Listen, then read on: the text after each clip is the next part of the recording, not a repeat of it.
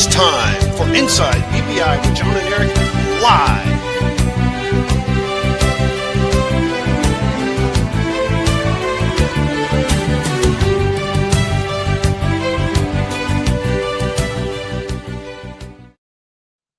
All right, well, we are live. Welcome back to another episode of Inside BBI with John and Eric. I'm John McDevitt, and with me, as always, senior editor of Big Blue Interactive, Mr. Eric Kennedy. Eric, after a little time off, we decided to just jam pack them right in. Let's do two shows in 3 days. Here we are, and it's the quarterback times. But first, how are you doing, and what are you drinking? We're 1 week away from veterans reporting to training camp. The rookies reported today. So we better start picking up our game. I mean, we're here. Training camp started. I'm doing two things tonight. So those who missed, I had rotator cuff surgery. So I didn't want to go to the doctor's recommended narcotics route. So I'm on ibuprofen and Tylenol. And my daughter saw me pouring a beer, and she said, "Dad, are you supposed to be drinking while you're taking that?" And of course, I immediately that what came to mind was this. Well, here's to feeling good all the time. So that's where. So if I seem a little loopy while we're doing this, it's because, anyways, Tylenol should be fine. Anyways, that's what I'm drinking. I'm drinking Independence Harbor Ale. That's what I have ttonight. Nice. I've got Hive, another honey cream ale from the Indigo Reef Brewing Company. It's actually pretty good. I spent like $150 on beer to have for the shows over the next couple of weeks. I wanted all these. First off, it's expensive. Like, no. Everything is expensive. I bought a 4-pack of one thing, and it was like $13. I was like, what the hell, man? You could get like 80 back in the day of the Natty Light, for $13. But anyway, that's back in the day. You and I are quite the pair, though. You've got that going on. I had the wrist surgery just last week. I had a second time in like a month. I had a steroid epidural shot in my back. So we're powering through. We're pre-disastering the Giants. We'll suffer the injuries to keep them healthy. So that's the thing that's going on here. So nice. We're taking one for the team. We're getting the injuries out of the way. We'll go on IR. The Giants are going to stay healthy. You heard it here first. Nice. No players on IR this year. Like a reverse voodoo doll. Exactly. So there we go. Exactly. All right. Quarterbacks. So yes, quarterbacks. We've talked about it on multiple shows, but we haven't focused specifically just on the position itself. What we kind of see, what we expect. So I'm just going to throw it out there first to you. This is the first time in 6 years that we roll into a season that there's not the walking zombie Daniel Jones at quarterback, and really, just the absence alone has changed the feeling. But I think the people we brought in have done that as well. What are your thoughts on that? There is a World War I documentary series that I watched a few years ago that has an episode on the Austro-Hungarian Empire. You're wondering, where the hell are you going with this? Wow, all right. That is titled Shackled to a Corpse. And when I think of Daniel Jones and the Giants, I feel like we've gotten rid of the corpse that was shackled to us. I know that's a tortured metaphor, analogy, whatever you want to call it. I just feel so relieved, and people are going to say, "Stop dumping on Daniel Jones." It was enough. It was just a bad era. Maybe he'll go on and do wonderful things as Indiana Jones, as they're calling him now. Yeah. Maybe he'll do that. I don't care. Crystal Skull. If he does, God bless him. But he's not here, and for the first time in a long time, I'm actually really psyched about the season, despite this murderous, horrible schedule that they gave us, that I know you don't put as much stock in as I do, but I am very excited about the upcoming season. I don't expect to win the division. We might not even be in a playoff hunt. I don't know, but I just glad that we've turned the page finally with something we should have done 2 years ago. We finally have done it. And again, they drafted him. It didn't work out. They waited too long. They kind of admitted the mistake. We've moved on. I don't know about you, but I feel happy. I like last year at this time, I was like not really looking forward to the season. I don't know about you. Yeah, no, I mean, so in fairness, right? Last year, as we were coming into the season, we were breaking down what would need to happen because we had Malik Neighbors, right? So we had a new weapon. What would need to happen with Daniel Jones being the quarterback in order to be successful? And a lot of it, though, was just us hoping through that the maximum of Jones that we saw, which was 22, would be kind of what we could get that season rolling along, Mhm. except for we thought it would be a few more touchdown passes, less rushing coming off the knee injury, but we weren't expecting 40 TDs. We weren't expecting, a Patrick Mahomes or anything like that. We were just hoping the 22 version of Jones. That weight or that yoke, that collar that we had on went sideways so quickly in that season that even the minuscule best hopes that we had were dashed early. And was there after the first game, was there any hope at all? It just felt like the season was over as soon as it started, right? I would say They had the uniforms. They were, oh gosh. they come out, they get whacked again right off the bat, and then it kind of went down. I mean, it felt like would you say it was the first game of the season, or let's just go back if you remember? Oh, you want to bring up the preseason game where that game against the Texans? That first thing when you see it's one thing to not. I wish we had it on clip. I wish we had that teed up. You're talking about the interception in the end zone, right? Oh my God, the interception! Right, you're just like. Oh, I mean, it's one thing to not look good in a preseason, like look like we were a little off, timing was off, and whatever. Just to literally look like you've never played it down in the NFL before it was the most deflating thing that we had ever had. Yeah, and we still tried to get through it. I fully accept responsibility for what the pieces where I still predicted. I thought the Giants would, because I kind of was hoping maybe that was just so much rust. And again, I just wanted a minuscule amount of Jones improvement and just be 22. Yes, the first game of the season, though, when he drops back and throws like 6 yards behind the line of scrimmage, incomplete pass, you're just like, okay, here we go. Here we go.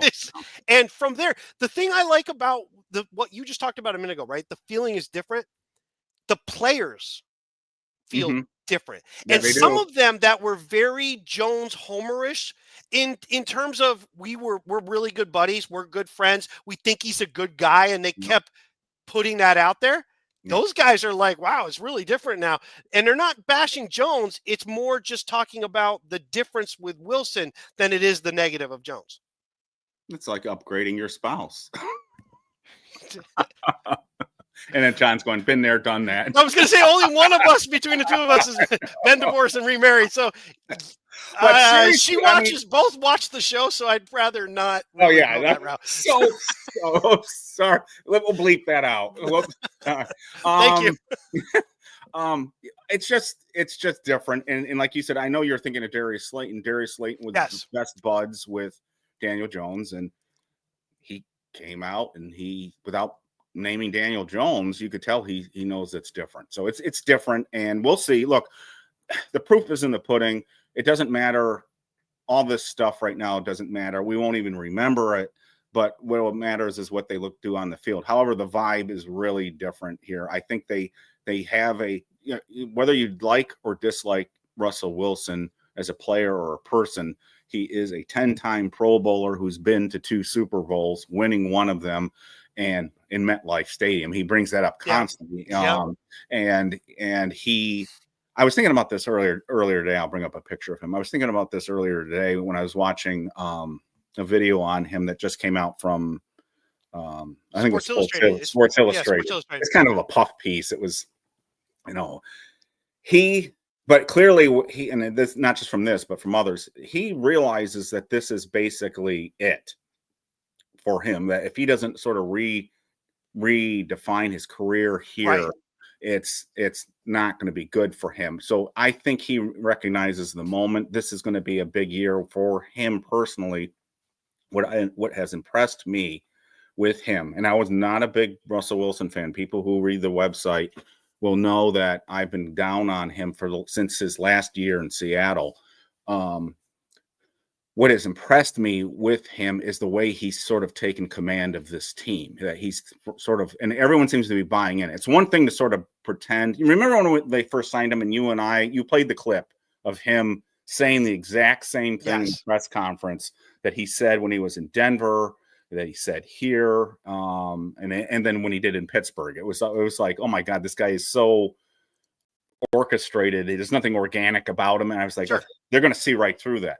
It doesn't seem like they're seeing to me. It seems like they're buying into this. It seems like, I don't know if it's because it's a reaction to Daniel Jones and they just see the talent, or I don't know if he's just coming across as more authentic than you and I thought, but there's a buy-in here that you're seeing from the players. And it's not just the offense, it's the defense too. So, I've been doing these position previews for the site, and as I go position by position, this team is not bad. If they can get good quarterback play, they can be competitive this year. I really believe that. Does that mean there aren't places I want to see them improve?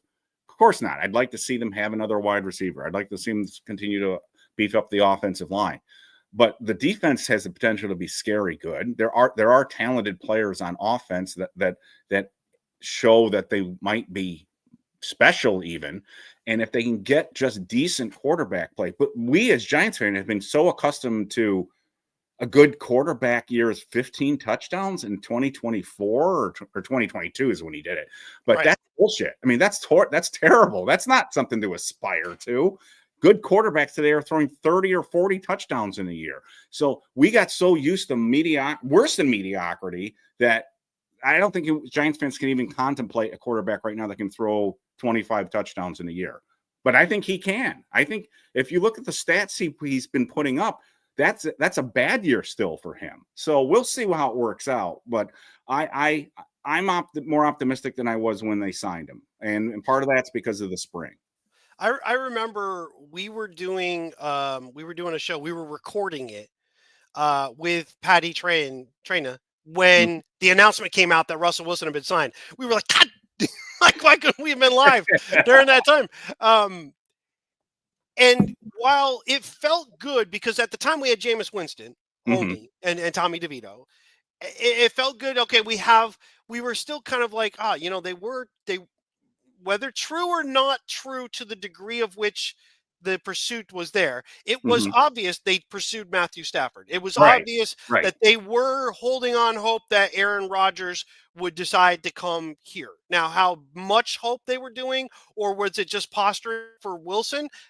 We'll never know the answer to that. But we got him, and all of a sudden it felt different.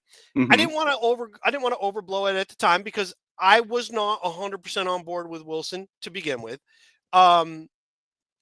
But what I've seen so far, as you talked about, right, there's the piece that could come off as very manufactured, very, it could be considered fake if you want to, when you do the same thing over and over. What I feel like has been a little different, though, is he's gone out of his way. First off, you brought it up before. Yes, he's talked about other people, but he has targeted very specific people that he wanted to talk about and kind of uplift. And why is that?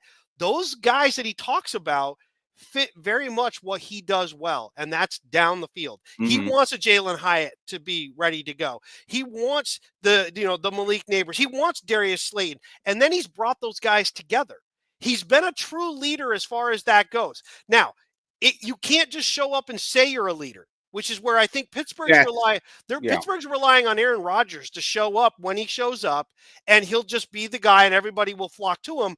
But Aaron Rodgers is not gathering all the players together and kind of ingratiating himself in the community with the team. He's basically coming in. I'm Aaron Rodgers, and we'll get my guys and we'll do what we're doing. Russell Wilson is like he's trying to build himself, which is a brand, and he's trying to build himself back up. He mentioned he feels like he's 25 again. He feels like he's rejuvenated, and I actually believe that might be very true. He wanted New York last year, and the Giants did not bring him in. They talked to him. They weren't going to let him start. I think he wanted to be here. I think this is his chance. Now, will it work out? We shall see. But I think he's excited about being here, and he's brought the players together to prove that he wants to be here. He said he has felt rejuvenated by the youth of the Giants team, too.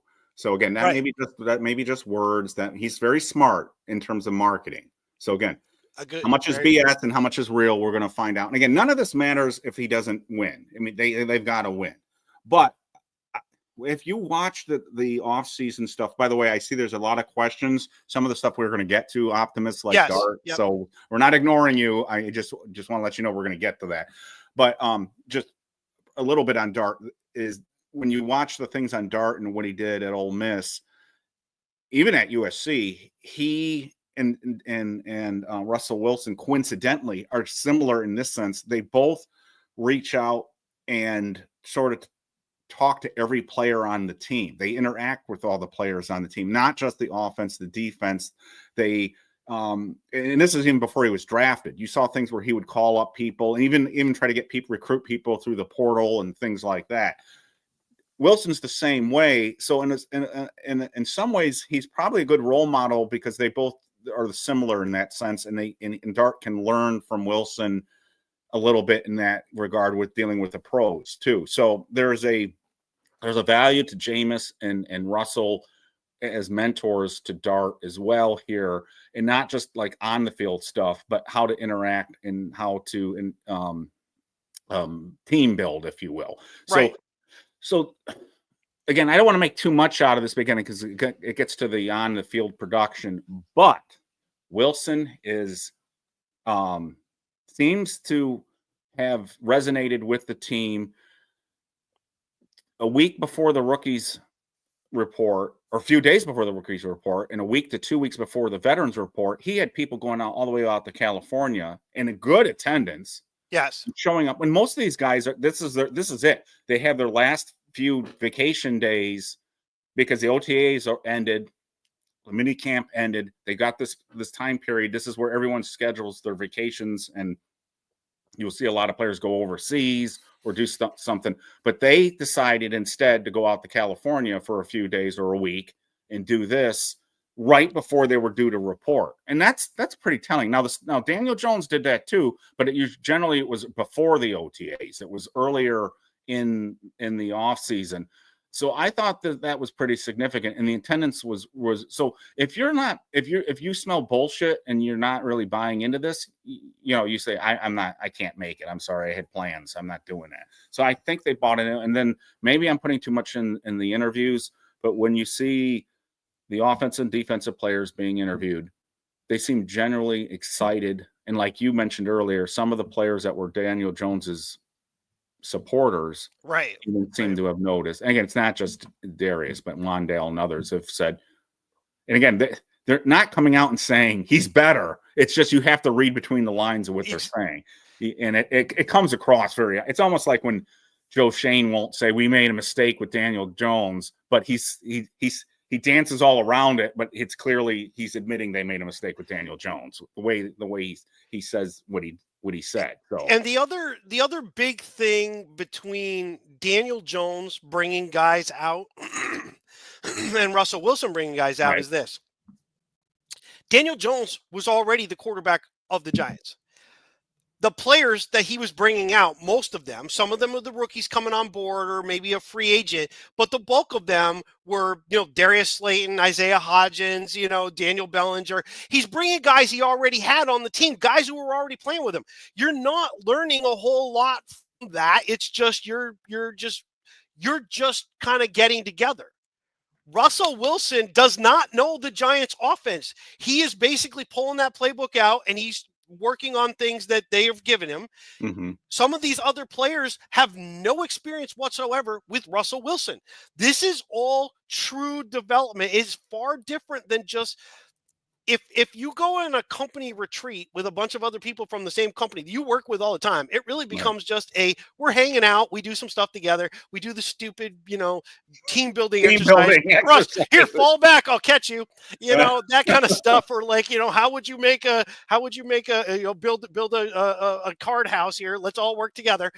That kind of stuff. This is legit. Like, I don't know how to tell when you're ready to throw before, like what my timing is. When will you throw to me when I make my break? Is it before? Am I going to turn around the balls there? Or with Daniel Jones, lots of times when they would go deep, they're waiting for it. It's like they're waiting now. Wilson's going to lead them. That ball's out of his hand. You're 20 yards from where the ball's going to be. That's a much different thing, and I feel like it brings more together. And the enthusiasm, again, it means nothing, like you said. 1:00 on Sunday in September, when I'm sitting in the corner end zone in Washington, it means nothing if the Giants fall behind and he throws interceptions right off. And that game is going to be gigantic. I generally don't make too much out of the opener, but given the schedule and given that game is going to be gigantic. The most telling comment that anyone made this offseason to me was when they interviewed Darius Slayton during, again, it was an OTA or it was a mini camp. I forget what it was, but it was probably an OTA. And they roll out a few players per day to talk to the media. And he said, he admitted or whatever, I don't remember the context of how this came up, but it was a long answer. He explained that Russell Wilson had to come to them, to the wide receivers, and say, just because the play is supposed to come to you, right, that doesn't mean the other wide receivers on the team should not be going full out running their routes, because I may be coming to you. And Darius said he does that, but there are people on the team, and he wasn't trying to throw people under the bus. You have to read the way he was talking, but there were people on the team that didn't do that because the ball didn't come to them. So it was really sort of a shot at Daniel Jones. It was absolutely because he was basically saying, if you're not the primary receiver on a route, don't bother running the route because the ball's not coming to you. And I was like, holy blank, because two things, that you don't think the defense is picking up on that. So the defense. So, and the other thing is if the other wide receivers or backs or tight ends are not running their routes at full speed or trying to get open, and he did have to come off the primary receiver, the guys aren't ready for it. So this gets back to my thing where people say, we've got a bad route runner in maybe Jalen Hyatt or whoever, but some of that might have been because we've had people that have gone to the games and said, I watched this player throughout the game, and this player wasn't going all out on every play. Maybe it gets back to that thing, what Darius was. Now, this isn't a fan talking. This was Darius Slayton, the starting wide receiver on the Giants, who's been here for 6 years, saying, we've got wide receivers who weren't running the routes fully because they weren't used to the quarterback looking at him. And so I thought that was stunning. And I think I agree. And I can't believe more hasn't been made out of that by the press. I apologize. I stepped all over you, and no. I do it all. But I think if you look a little deeper, that legitimately is being pointed in the direction of a guy like Jalen Hyatt, number one, right? And here's the reason why this is even more important to what Darius. Wasn't throwing Jalen. No. I understand that. That's not what I mean, though. But I'm saying that definitely is. I think when you see Jalen Hyatt's attitude, I'm not saying Slayton's saying it about him. I'm saying it fits that. And here's why. Yes, it does fit that. Here's why, right? Because Jones, you knew there was two things you were going to get. We don't know who the number one guy is on any particular play. They don't tell you as you go to the line of scrimmage, hey, fans, I'm the guy who's supposed to get the ball. So we assume based on certain things that somebody was the one. Usually his neighbors. Well, neighbors on every true, play. But whoever that is, right? Whether it's the X, whether it's the Y, slot. I know I'm talking over you, but before I want this to influence what you're going to say. But think about that. If everybody on the team believed that they were force-feeding neighbors the ball, then this is on steroids. You know what I'm saying? So anyways, I wanted to just throw that in there. So no, I'm with you there. But where I'm taking it a bit further, where I think it means even more, is when that one, whoever it was covered. You have other options, right? We have 2, 3, 4, but usually you're supposed to. Usually 4, or it depending on how many you send out. If it's 5, it's 5, or if it's 4 guys, the fourth guy. Usually there's a dump off. Jones would either go to the 1 or it was the dump off. That was the guy, he just dumped it off. If you're Jalen Hyatt, whose job is to run deep on plays that are not coming to you, to draw people back, because there's going to come a time when you're going to be that guy. If you come to the one and he's covered and your instinct is to go, I'm just going to dump it to the guy who's 3 yards from the line of scrimmage, the guy who's run 40 yards down the field 5 times now is going, screw this. I'm never getting the ball. Why am I running this pattern? You're not throwing it to me. It's worse than that because he wouldn't throw deep. And he couldn't. He didn't throw deep. He didn't throw deep to Neighbors either. Notice that. I mean, so look. I don't know what. I don't want to spend any more time on this. I don't know what happened to Daniel. I don't know what happened to Daniel Jones. But when Daniel Jones was a rookie, he threw deep. Slayton caught 8 touchdowns. Was it Daniel Jones that threw? No, who was throwing him when I guess it was Eli. Slayton and Jones came together. It was their rookie. It was a rookie year. They both. It was what had it been 6 years ago? Yeah, you're right. So at one point, Daniel Jones did throw deep, and then that stopped doing that, and that was part of the problems. So I bring that up because, as you said, Hyatt's whole thing is the deep route.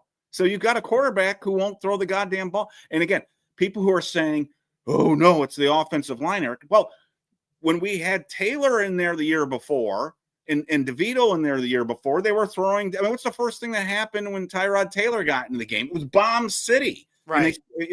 And and so I'm not saying Daniel Jones never threw deep, but it was so rare that he would do it or he would connect with it. Like it feeds into exactly what, but it also does with Slayton though too, because Slayton's game is a deep game. So Russell Wilson, if we get anything out of him, I'm pretty darn sure we're going to get a lot of deep passes out of him, and again, a lot of deep passes are going to go to the 3 burners on this team: Neighbors, Hyatt, Slayton. And I don't know what's going to happen with Wan'Dale. We'll see. They are moving Hyatt around more, and he lobbied for it, and he's getting it. Hyatt's going to be playing out of the slot too, and he looked good at it in the OTAs, or highlights of him catching touchdown passes from out of the slot. So we'll see. And that's what he played in Tennessee. He said, that's what I was doing in Tennessee. It gives him a free release. When you're in a slot, a lot of times you can't jam a guy at the wide receiver. They're in motion and you can't get your hands on them. Sometimes you can, sometimes you can't. So, but that also means that Wan'Dale is going to be playing more outside, which Wan'Dale said he would do too. And that would be kind of interesting to have a guy that short on outside. But you said you noticed it off camera on our last show. Wan'Dale's really beefed up. He's a thick dude for his height. So one other thing I'm going to say, you said something a minute ago, and I think it's super important, right? People bring up and legitimately so, right? We do too. Offensive line has been bad for the Giants over the years. No. To throw deep though, right? To throw deep does not mean I need an offensive line to give me 5 damn seconds. What it means is if I'm going to throw deep, I have to be able to throw with anticipation down the field where the guy's going to be. I have to trust I'm going to launch it and that guy's going to run and go get it.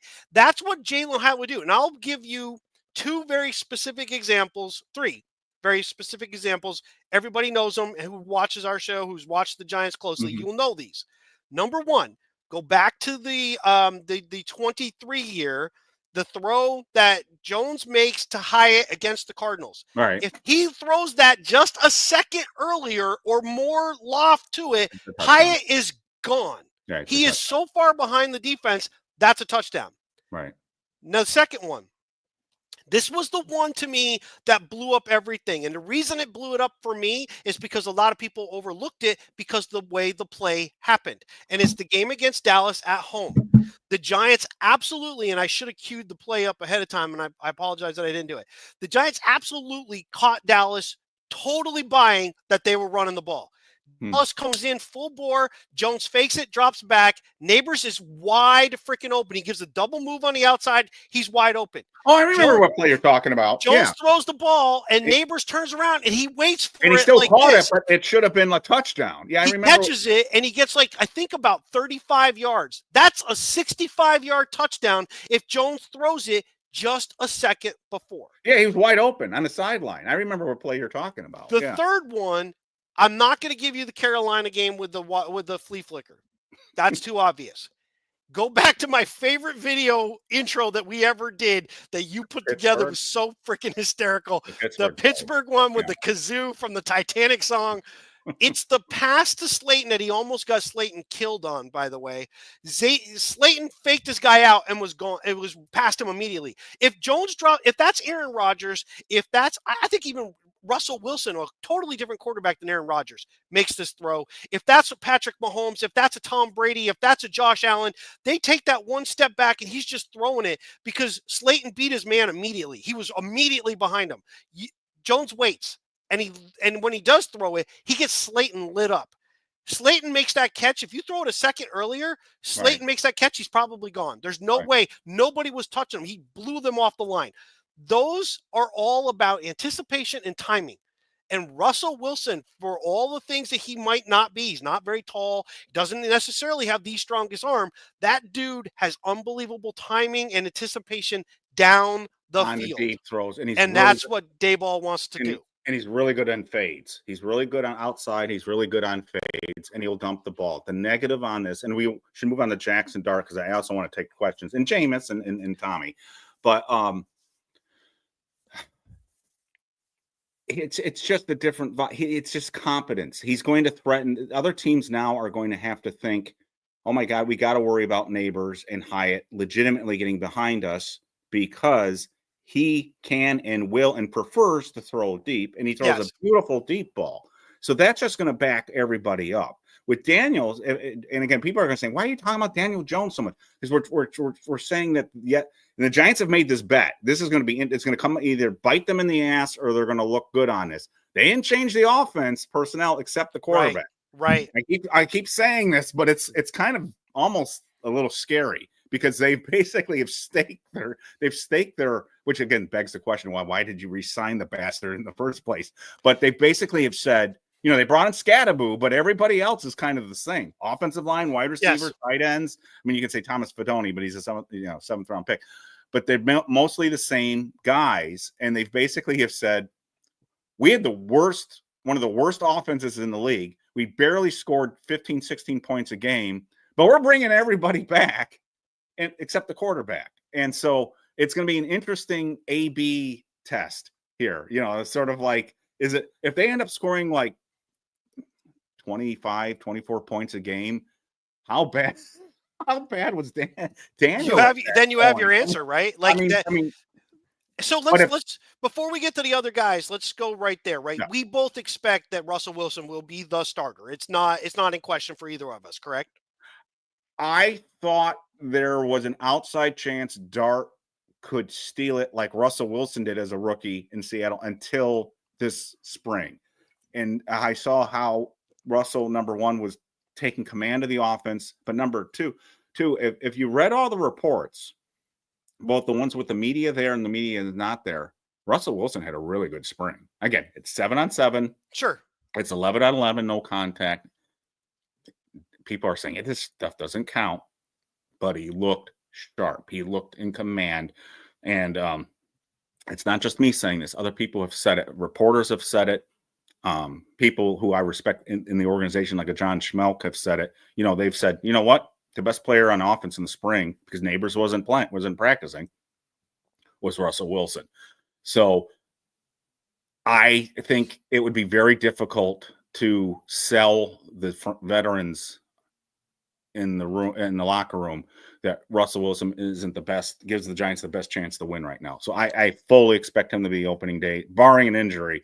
He's going to be the opening day starter. The question, which we're going to get into, I'm sure, is does he remain the opening day starter throughout the whole year? But I think it does matter to the thing you just said, because he's not a guy that was already there, that knew the playbook inside and out, knows the players and what's happening. Because he's not just throwing the ball and you go, oh, Russell Wilson, yeah, he's an NFL quarterback, he can throw the ball. He's trying to throw within what they're giving him, so he's learning what they're doing, and he's and to look good doing that, I think is a good sign. It would be one thing. You would have a legitimate excuse if he struggled, and you'd be like, he's still trying to figure stuff out. You know what I mean? He's trying to learn the wide receivers. Yeah, exactly. Yeah. So and you could overblow it if you wanted to, but by the way, and this is something I want to ask you as I move on to it. Daboll has every reason and excuse and get out of jail free card to really downplay Wilson and talk up his guy Dart if he really wants to get his guy in there. So for him to be really concentrating and putting this guy in a place, and they are seen as an organization to really be behind Wilson, I don't think it's lip service. I actually legitimately think they brought back a bunch of guys from last year. You've mentioned it. You were the first person to bring it up when we were talking in the offseason. It's stunning. It's really everybody. It's literally we brought the band it's back together. Scary. The same offensive line, everything. It's literally it's Van Halen, but we got rid of David Lee Roth, and here we go. Sammy Hagar is now the singer. So, but hopefully it's not to the same result, because I actually like David Lee Roth. Defense is different, but offense, right. So I'm interested to see, and we're going to get to the other guys, right? We'll switch to them now, but I'm going to ask you this. Your expectation of Russell Wilson. Let's not go for the number of games for the moment, because that ties to other players. Just what do you think from a stats perspective? What do you see from it? Not pure stats, but I'm just being you burned yourself last year by predicting stats. I'm not asking you to predict. I'm asking you, what do you expect? What would you think based on what we've heard? What are we expecting to see from a Russell Wilson in this Giants offense? Can you bring up Russell Wilson's career stats? Right? Can we do that real quick? I mean, Pro Football Reference. Let's see. I just want, because I don't think he's thrown for fewer in game when he's played near a full season. What's the fewest touchdowns he's thrown? Even in Pittsburgh, which he didn't. He only played 10 or 11 games in Pittsburgh. Yeah, he played 11 games last year. Yeah, I'm bringing it up. And he had 16 touchdown passes last year. I thought he had more than that. So he did. He had 20. So he's gone. What's his TD percentage ratio last year was 4.8%. But Christ, he had 40 touchdowns in 2020. Holy crap! Well, you mentioned the Giants quarterback. Here's perspective. Right? I think he's going to throw. I think if he plays more than half the year, I think he throws at least 20 touchdowns. So let's do this, right? Here's perspective. Yeah. On seasons that are not so great for him, he threw 16 touchdown passes twice, once with Pittsburgh, once with Denver. But remember, that was in 11 games, too. No, but that's not my point. Oh, okay. That's still one more than Daniel Jones threw in the entire 2022 season, when we thought he was the guy for the Giants. So that was my point for the whole last 2 years, when people would get on us about, or get on me about Daniel Jones bashing. I was like, I don't think you guys realize how bad our offense has been with him at quarterback. Yeah. And every excuse under the sun would come up. And it's just, all right. So I think see, the thing is what I do like is his interceptions. He keeps his interceptions low. He keeps his, and there was a comment here, a little, this is a yes and a no, Master Mariner. So yes, but he does take sacks. So he's a little bit like Shedeur Sanders in that sense, that he will do a little bit. And his wheels aren't this way. Now, he just said today or yesterday on the Sports Illustrated that he feels like he's 25 years ago. If he had Russell Wilson's 25-year-old legs, that's a different story. He doesn't move around as much. So he will take sacks. But I'd rather take a sack than throw an interception. But you're right. He does not throw interceptions, knock on wood. So the question is can he sustain drives? We know he can throw the bomb. We're going to get more bombs. I expect Slayton to have a good year. I expect Hyatt to make some noise, even though he's not one of the top 3 wide receivers still. I expect him to make some noise. Well, you've been expecting him to make noise ever since he got drafted. Well, I did. He's the Blitnikoff winner. No, I know. And he I mean, if anyone who saw the Alabama-Tennessee game against, again, a really good Alabama defense. Anyway, I think he's going to be have a good year, especially as a Giants quarterback, given what we've had. What I don't know, and we're going to have to find out, is can he sustain a drive? If it's 3rd and 7, he can't always throw the bomb 40 yards downfield to try to get the first down. He's going to have to throw something at the sticks or over the middle and convert and keep the drive alive. That was the criticism of him in Pittsburgh. But there was other things going on in Pittsburgh there, too. I've been talking to some Pittsburgh fans, too, and some of it, some people want to blame Russell, but there were other issues going on with that offense as well, too. And the coordinator and Russell Wilson were not on the same page. Well, That was and one of the reasons. coordinator is a heavy run guy. Arthur Smith is a run first guy and has been for a very long time. I think this is the first time that in the last 4 years, Sean Payton was a little, but quite frankly, Payton came in with the idea that, Wilson was going bye-bye. It was not. I think he was trying to reset the culture there. Yeah, exactly. Yeah. And I think Wilson didn't do himself any favors when he went to Denver. When he went to Denver, he got his own. He had his own locker. He was at his own office. That's what surprised me about this, because I expected that Wilson. Didn't you expect that version of? I don't know if I expected it, because you kind of wonder, did you learn a lesson? Like you hope a guy, because it didn't go well. But most of the time you can't teach a old dog new tricks. But at the same time, you never heard that that's the way it was. Wait a minute. We are both of us are. We're excited. And the season's about to start. Of course, we're yelling. Hey, listen, I would rather that than us come in all freaking somber and ready to. I don't want to say. No, we think you're going to have to be fan suicide and be like, oh man, Eeyore is not the way I want to be during these broadcasts. Okay, I want happiness and move forward. And plus, we've been drinking. What do you when you're in a bar? Yeah, and I'm on my second one already. So here we go. Remember, I'm on my painkillers.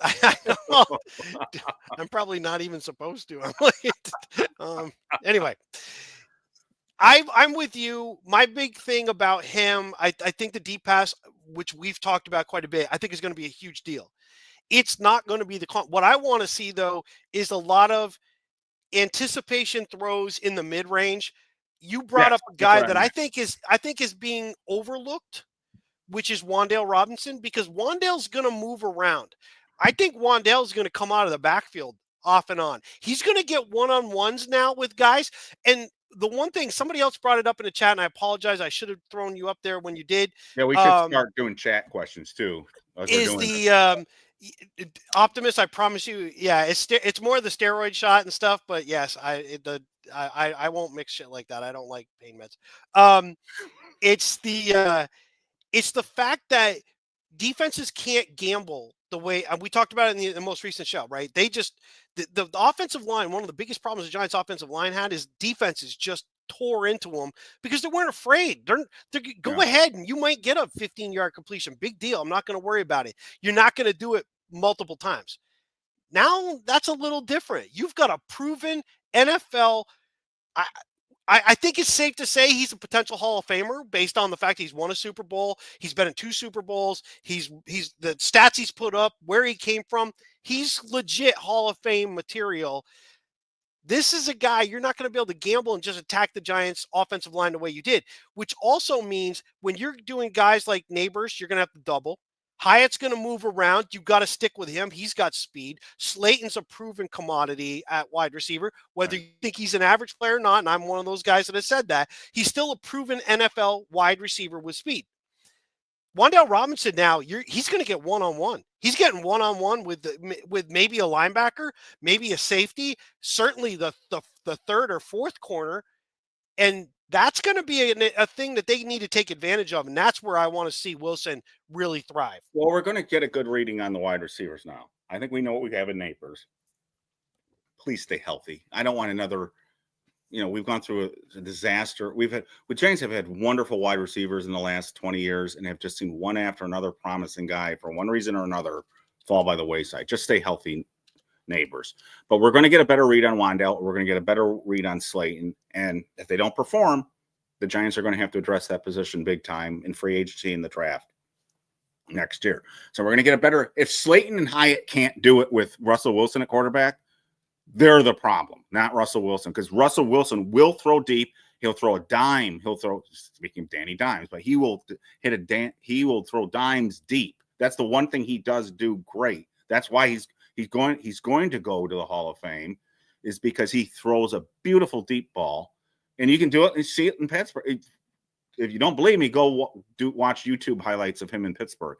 His passes are beautiful. He did it against the Giants. He did against the Giants, and it wasn't terrible coverage. He just throws a beautiful pass. So if Hyatt and Slayton can't score 5, 6, 7, 8 touchdowns or more with Russell Wilson at quarterback, there's a problem.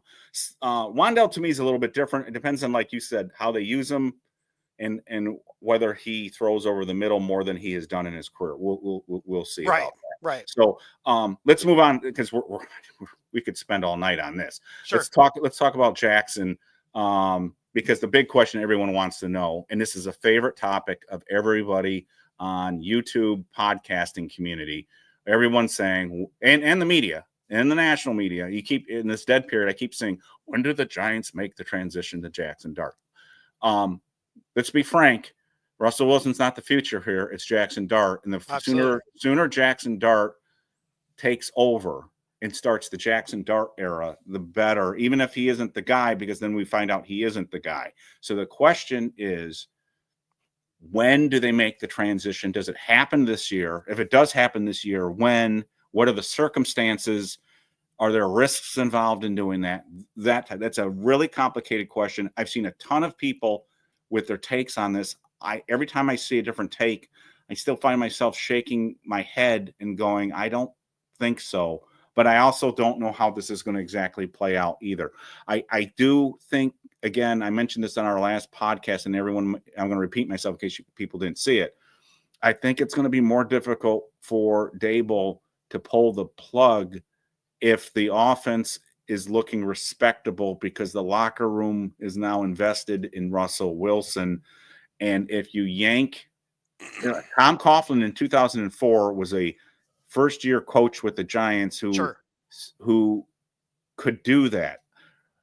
Brian Dable is coaching possibly for his job here. I don't know what's in John Mara's head, but everyone's assuming based on what John Mara said, and I don't know if this is correct, but everyone is taking this as gospel now, that because of what John Mara said in January, that Brian Dable is on the hottest of hot seats now.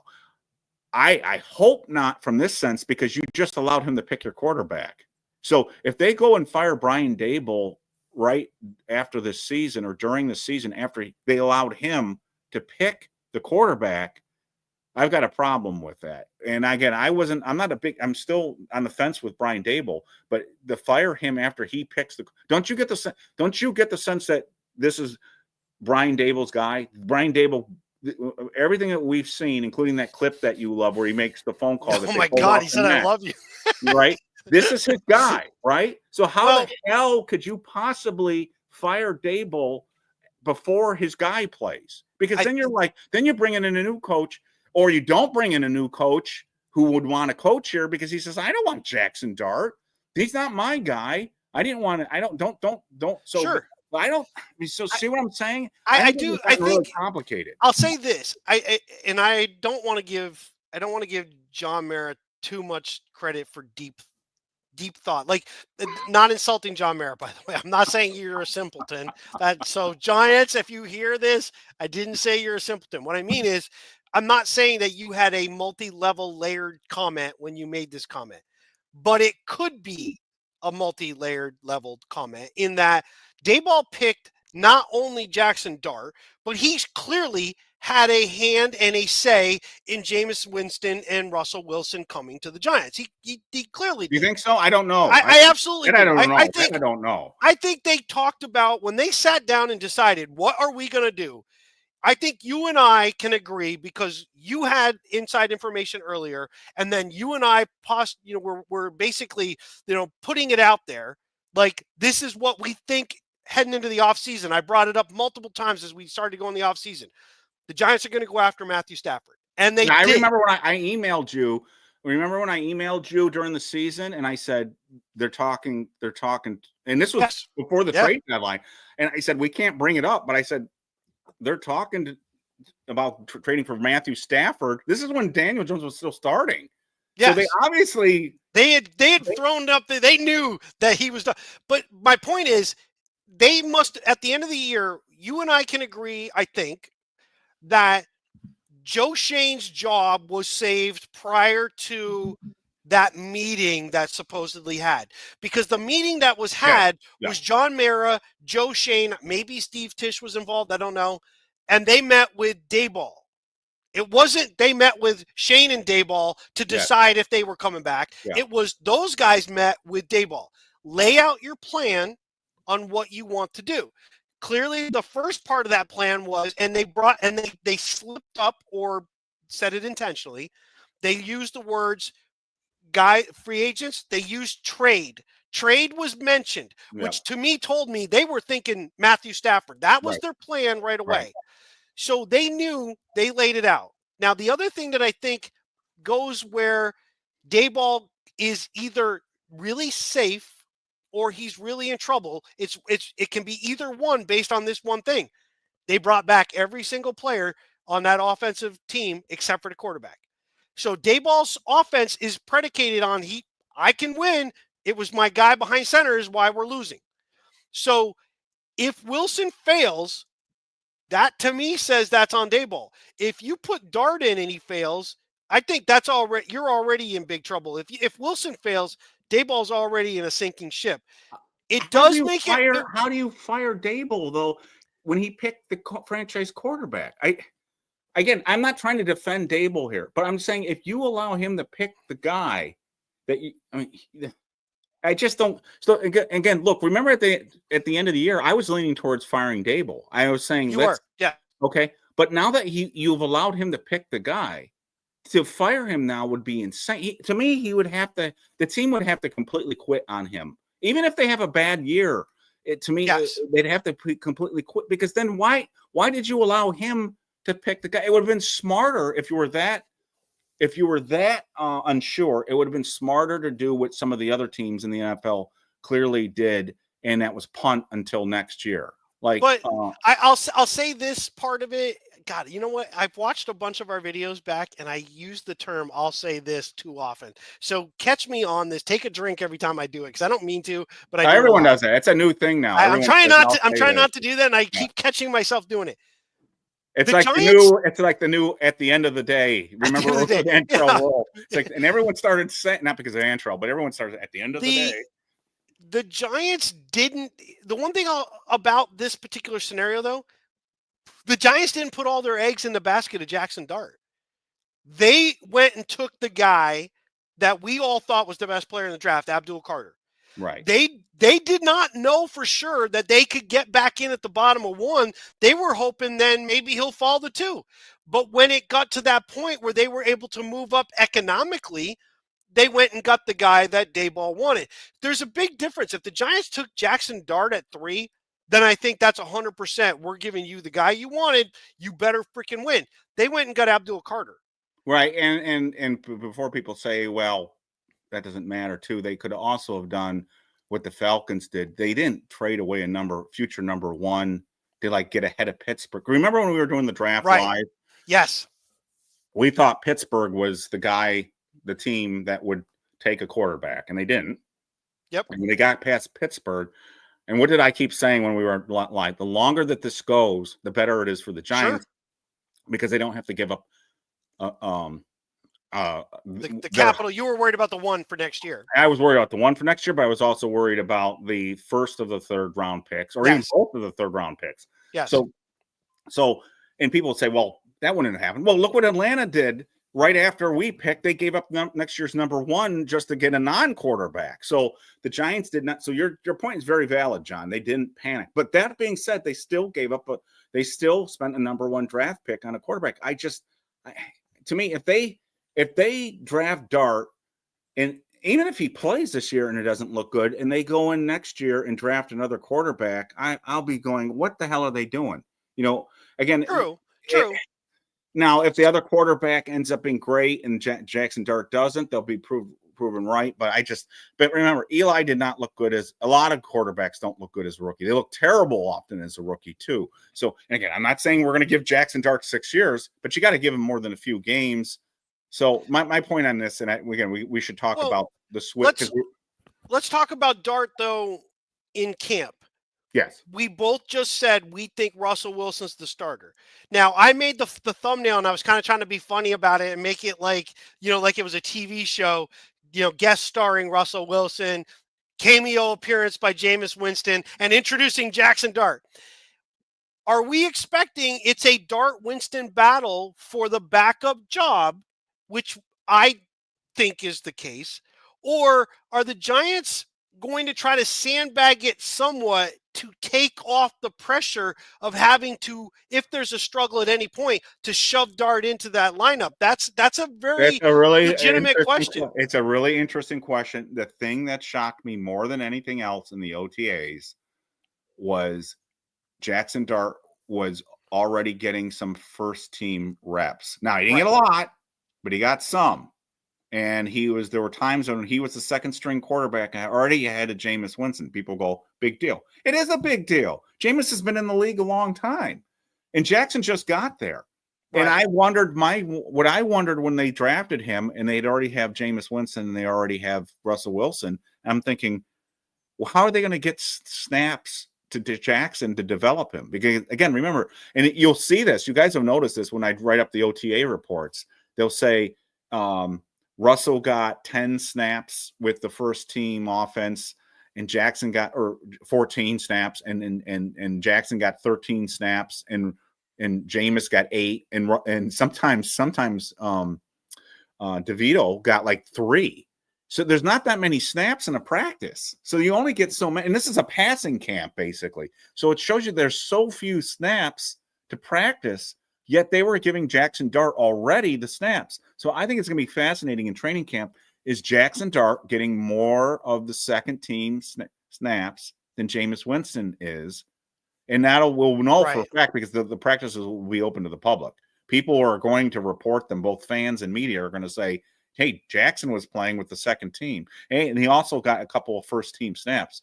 If he does that, then I think you're on to something about they're trying to sort of sandbag fans here. And I don't know if you want to explain what you mean by that, but I think what they want to do is not build up expectations here, but they want to get him ready. Now, the question is if Russell Wilson gets hurt, who comes off the bench? Is it Jameis? Because you've said this point before too, and I agree with you. Once you go to Dart, once Dart goes into the game, I don't think they can bench him because now maybe you can say the other guy's healthy again, but I think once you make the decision to go to him, you can't take him back out again. I think it looks too bad. That would look bad. I think there are scenarios, and they're very few, that you could do that. You mentioned one right off, right? Russell gets his bell rung. Right. Well, the question is, if Dart's the backup, then sure, he goes into the game at that moment, which is why I have a feeling that Jameis Winston might start as the backup, because you could throw Winston in that game and finish the game, and then hopefully Wilson's ready for the next week. But if Wilson's hurt long term, now you may go, nah, Dart's our guy. We're going to move on because he's eventually going to be the guy. The other scenario is you pull Wilson because the game's out of control, good or bad, and you just want Dart to get some reps. So you put him in, and then the next week you go right back to Wilson. If you yank Wilson in the middle of a game because of poor performance, you can never go back to Wilson as the quarterback. It's either Winston's in or Dart's in. But once Dart takes the field to replace somebody based on performance, you're done. He's the quarterback the rest of the year. You cannot go back on that, because if you do, you've done the very thing that we're talking about as far as solely on Dayball, losing his job because his guy he picked, he's gone. Dart will be done and gone. You can't reclaim that. Look at Zach Wilson. When that happened with Zach Wilson, his career in New York was done. You can never go back to that guy.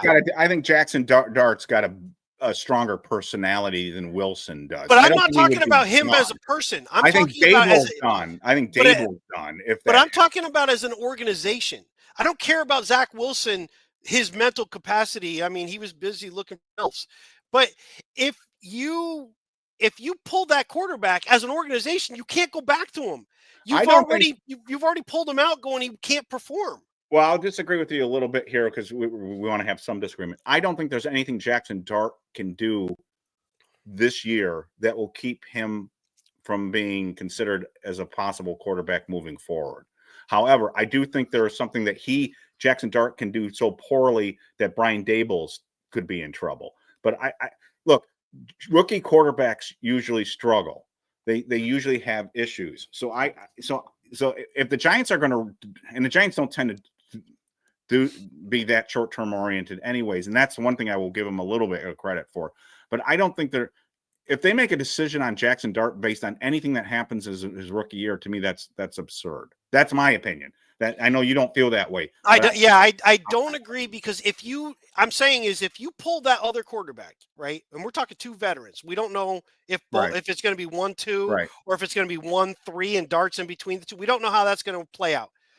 But if you pull that and you put him in, and he looks so bad that you got to put one of those other guys back in, you've killed his ability to be the quarterback here, because you just stated the one thing that supports my point. Daboll's gone at that point. Another coach coming in isn't going to be wanted to be tied to the guy who failed horribly, the pick of the other the coach who told him, "I love you, man."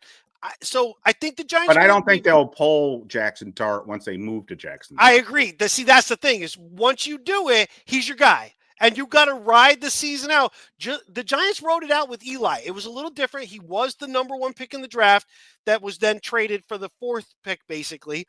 And then you can't do that anymore, by the way. But he was the number 1 pick in the draft. Once they made that switch, you knew it was permanent. They were never going back to Kurt Russell or to Kurt Warner, because quite frankly, the Giants still could have made the playoffs with Kurt Warner at quarterback. Oh God, they were 5 and 4. They were 5 and 4, and people want to sometimes romanticize a little bit of what Eli did that year, because they'll say, "Oh, he wasn't that bad in the Pittsburgh he was game." bad, but he was terrible.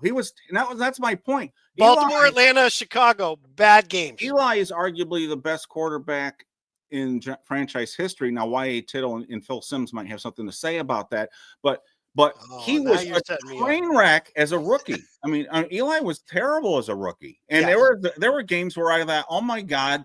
And there was Roethlisberger envy. BBI was around at that time. Oh, there was Roethlisberger envy, because Roethlisberger was taking his team to the playoffs that year, and he looked damn good. Now he was on a much better football team. So anyways, so I think this is all right. So the question is this, John, because we're going to go really long if you and I are enjoying this conversation too much. Absolutely. So we got to stay on point. Yep. The question is this: when and if and when, I should say, do they go to Jaxson Dart? I originally thought it would be sooner than later. Now I'm thinking it's later. And I don't know if we'll even see him. And we're going to have to go back to questions here, because there was a question earlier on about does Jaxson sit the whole year? Well, I don't. The question. Well, no, the question we need to answer first. Are you saying that Jaxson Dart will be the backup quarterback when the season starts, or is Jameis Winston the backup quarterback? It's, John, we got to think about this. Remember, they've got to designate the third quarterback. They're not going to go into it with all 3 quarterbacks technically active on game day. They'll have the third quarterback. They'll have 2 quarterbacks. So they're going to have to do, remember, we've had some issues with the kicker last year about why didn't we had a bad kicker. Why didn't we? So they're going to have to determine before the game's even played who's the backup quarterback. Right. So the question is this: who's the third quarterback on this team going into the game? Not the guy that you would play if you had all 3 quarterbacks. So if you had unlimited number of players that you could have, or I'm sorry, not unlimited, but you could take all 53 players into game day. That's a different discussion. But the Giants can't take all 3 quarterbacks in the game day. They're going to have to designate obviously their starter and their backup, and the third guy is going to be the emergency quarterback. He comes off the bench if the other quarterbacks get hurt. So who's the third quarterback? So that's a great point that you make. I'm going to go back, and I can't remember. Forgive me, I cannot remember which one of our previous broadcasts, but I brought this particular scenario up. I think you could have Jameis Winston technically be the official backup quarterback and still be inactive on game day. And here's why. If Russell Wilson, let's say the Giants it doesn't matter. The Giants are winning 40-5, or they're losing 40-7. well, let's say 6. We're winning 40-5. Exactly, whatever. We're winning. Right? And so over the Commanders on opening and you want Jaxson Dart to get some garbage time.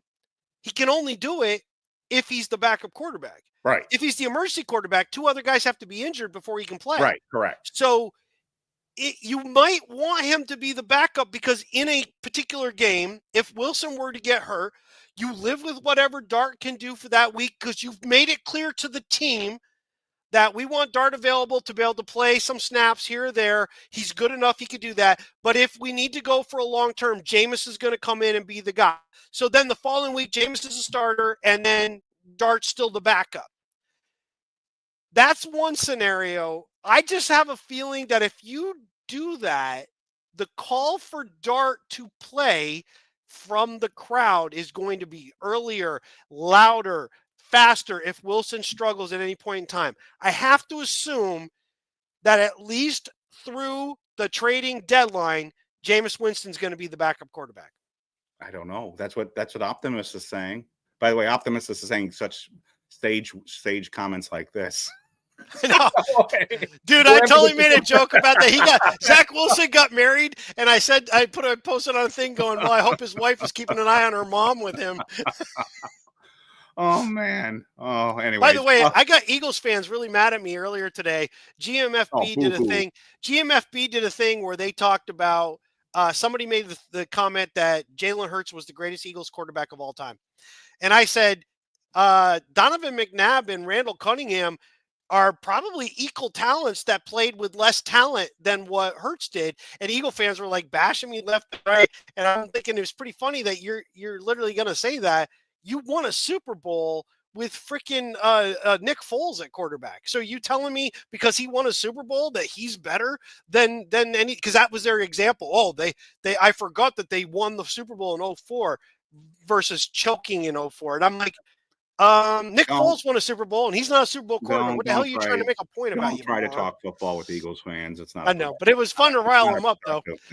Someday you and I are going to have a show on just bashing Eagles and Commanders in Dallas. I hate the Eagles so much. So 40-5 against the Eagles too. All right, but let's get back on track. So again, I'm not disagreeing with this necessarily, or where is Optimus? Optimus had the same kind of comment.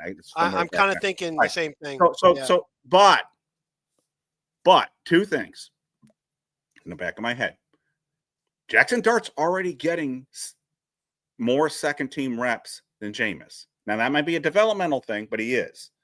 And Brian Dable loves Jaxson Dart. And 3, barring the unforeseen where Russell Wilson has some sort of all-star year, Jaxson Dart's the quarterback next year. So I'm not ready to say definitively 2 things, that Jameis is the quarterback 2 going into game day.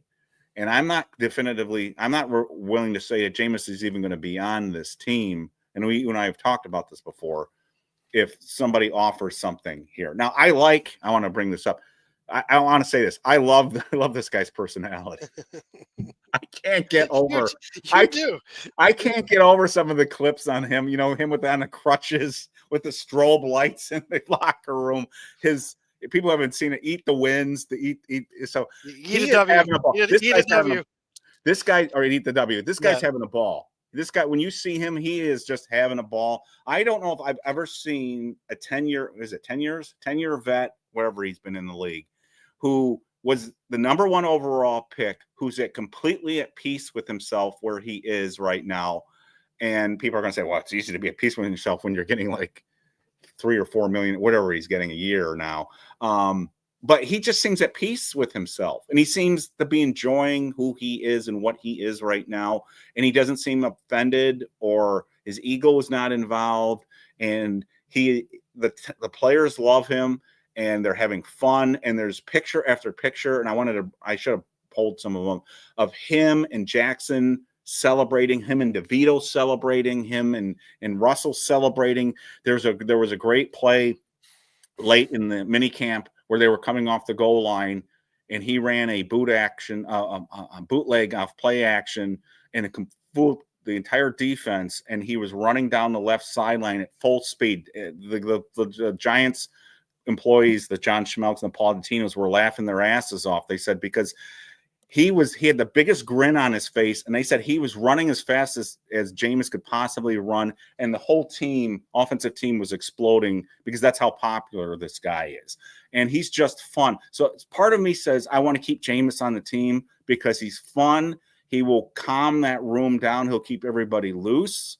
But part of me also says, what is his role on this team at this point? Is it just to be a cheerleader and a calming presence? There's value in that. Don't get me wrong. There's value in having somebody who's in there. Remember when like Jason Garrett was a backup quarterback including on the Giants? He was Kerry Collins' backup, right? Right, for a couple of years. Yeah, he was. There was a value to having him just being there as a support for Kerry. And I think there's a value to having Jameis there. That's why I would not just trade Jameis if anyone came calling. It would have to be something significant. But I question, we got to get Jaxson in there sooner at some point. If they're going to make a switch, why would you go to Jameis at some point? Isn't that the point where you'd want to get Jaxson in? Unless you think Jaxson is really not ready. You don't want to hurt his development. And that could be true too. I wonder aloud. I see a lot of people saying Jaxson can't play as a rookie. He's not ready because of the Ole Miss offense. So is that a talking point at this point? I get it. I get the Lane Kiffin offense, but I've seen other people say that's not necessarily as true as it used to be. And everybody seems to be impressed with Jaxson Dart's. I mean, let's be honest. Jaxson Dart's the Giants drafted Jaxson Dart and not Shedeur Sanders because Jaxson Dart was smarter with the whiteboard stuff than Shedeur was. Shedeur wasn't prepared and couldn't process the information that he was being shown in those pre-draft meetings. Jaxson did, and we've all seen the clips. Jaxson was great in that. So part of me wonders, is everyone overblowing this thing that he can't possibly be ready because of the offense he played? That seems to be a talking point, but everyone seems to be accepting it. They may be right. I just don't. If that's true, then that seemed to be contrary to everything that we heard about. Wow, Jaxson was so impressive in the process. That he was so impressive with the board stuff. That he knew what was going on, and Shedeur wasn't. And it wasn't just the Giants saying that with Shedeur. Other teams were saying, Shedeur fell because, and they were, this came out after the draft that he couldn't handle it. Now maybe he didn't mentally prepare for it, but that bit him in the ass in the end. I think certain narratives become parroted. You know what I mean? People just and then just say it. True. And I'm sorry, I didn't interrupt. But no, you're fine. Yeah. And it could be, but it's also that says that that's a borderline stereotype, right? Oh, because of this, nobody, you can't do this. Well, it's individualistic. Each player is his own thing. The Kansas City Chiefs won 10 games, I believe, in 2017. They won their division with Alex Smith as quarterback. Mm-hmm. Patrick Mahomes didn't play till the last game of the season. The one thing that I see here with the Giants that I think at first it made sense, right? When they had Wilson, they signed Winston. What didn't we have? We did not have Jaxson Dart. Right. We had Tommy DeVito. So going with two veterans to compete, whether you thought Wilson was a starter and Winston was the backup, made sense. You don't have another quarterback. Well, now we do. Now it begins to go, okay, do we have the veteran quarterback, the rookie guy who's eventually going to be the guy, and then who's the other guy? We are totally dismissing Tommy DeVito as a 3, who's, by the way, is a classic number 3 quarterback. Yeah. A guy you really don't want to start if you don't have to. You don't really want him to play if you don't have to. But if he had to play on a competent team, you could give him certain things. He can keep the offense going long enough until you can get one of your other guys back on the field. And again, I don't expect Tommy to make it unless, again, they trade Winston. People have said, just as a throwaway line, he's not getting many stats, but Tommy DeVito's looked pretty darn sharp this spring. So I just throw that out there too. So the question for you, John, is this. they had to assume that they might not get their quarterback in the draft because you got to operate under the assumption, unless they were going to draft somebody at 3 who they probably shouldn't have drafted. Can you imagine if they drafted Shedeur at 3 now? Well, again, we don't know what Shedeur is going to do, but I still can't remember our reaction on draft day when he kept falling and Cy was on with us. We were like, what is going on? Well, as soon as the Gabriel went to Cleveland, you're like, oh no, oh my God. Cy's reaction when Gabriel got picked was priceless. All right, but given the hindsight, they don't sign Jameis if they have Dart, right? Correct. I 100% agree with that. So that again, I think Jameis is going to be on this team. I'm just not convinced he's a number 2 quarterback right now. And again, I hate to keep saying this because you said stop saying it. I will say this. In a way, we don't want Jameis to be the number 2 quarterback. We want Jaxson Dart to be so goddamn good in camp that they say, wow, you know what? He's our number 2 quarterback. In a way, not in a way, we do want that. We want Jaxson Dart to look so darn good. He's the number 2 quarterback. And we go, this Ole Miss crap about he can't, he's going to have to sit a year is just bunk. So this is the question, John, for you. Okay. What circumstances does Jaxson Dart play this year? But other than injury. The Giants would have to be out of it fairly early to get any time for him to. The second they become eliminated, and by the way, to get eliminated, it has to go pretty deep into the season. You can still be a 3-win team 10 games in, and you're still in the wild card chase. Let me make this easy for you. If the Giants are 500 or above, is there any way Jaxson Dart sees the field? Without injury, no. I knew you were going to say that. And I think you're right. Because they would have to pull an Eli Manning to do that. And I don't think Brian Dable's in that position. Correct. And I wonder if the team, he'd lose the team at that point. Now, if Russell Wilson was a fake guy, and they weren't buying his shtick, and Russell and Jaxson Dart. Well, the only circumstance where that might fly is if Jaxson Dart is so much clearly better in the practices. If the players see it, if the players go, "Holy crap, is Jaxson Dart good?" There's actually a different scenario because I as you were talking, I started to think, okay, wait a second. The Giants, in theory, have put together a potentially monstrous attacking front 7 of their defense. Their pass rush is potentially going to be one of the best that they've had in decades, really. Right, we're talking a very long time. Right. If the Giants are winning games because their defense is creating a shit ton of turnovers and the Giants are kicking 4 field goals and getting a touchdown here and there, and Wilson's adequate, then I can see that they might make the switch at quarterback, even if they're 500, because if Dart has won the backup job, in reality, he's borderline won the starting job. It's just a matter of time. And if Wilson is struggling, if we're getting Daniel Jones results with Russell Wilson and a 500 team, then I think you can make the switch to Dart because you legitimately can go, the team is petering out offensively. We want to give a spark to our really good defense, and this is our guy, and we'll live with whatever happens. So I could see that. But I don't think that's going to happen with Russell Wilson. I think he's just going to be that much better than anything we've had recently, that it's going to take the team to be out of the playoff hunt to risk putting Dart in, because then you can be okay if they don't win. Mm-hmm. That's a good point. Oh, thanks, dude. Yeah, thank you for the shout out. It's a good point. It's a little confusing. Here's another scenario. So I was just looking at the schedule. So they play a game on December 1st, have the bye, a really late bye, and then they got 4 games after the bye. And again, we kind of predicted this, that when they were going to bench Daniel, we thought that they were going to bench him after. If they were going to bench him, they were going to bench him after the Germany game, and they did.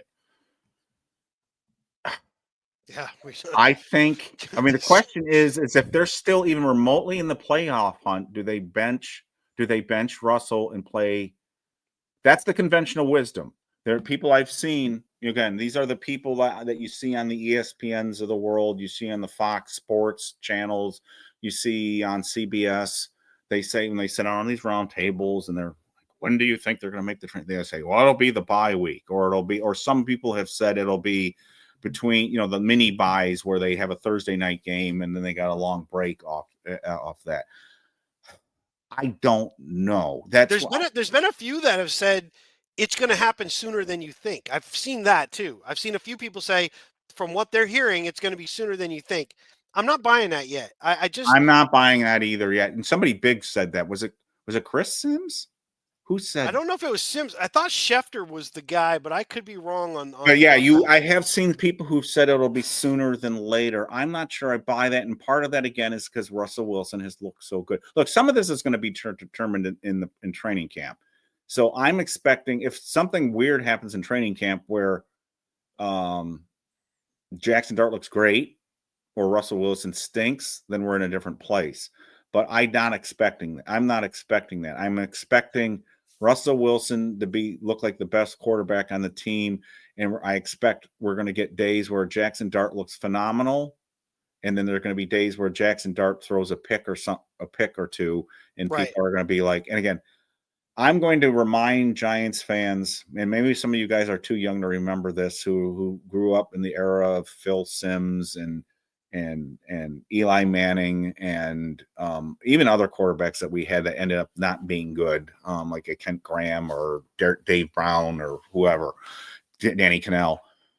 Tommy Maddox for the brief amount of time. There are going to be for young quarterbacks, there are going to be good days and bad days. It's not linear. It's not, there are going to be ups and downs. Even if you're going to end up being a Hall of Fame quarterback, there are going to be up and down days.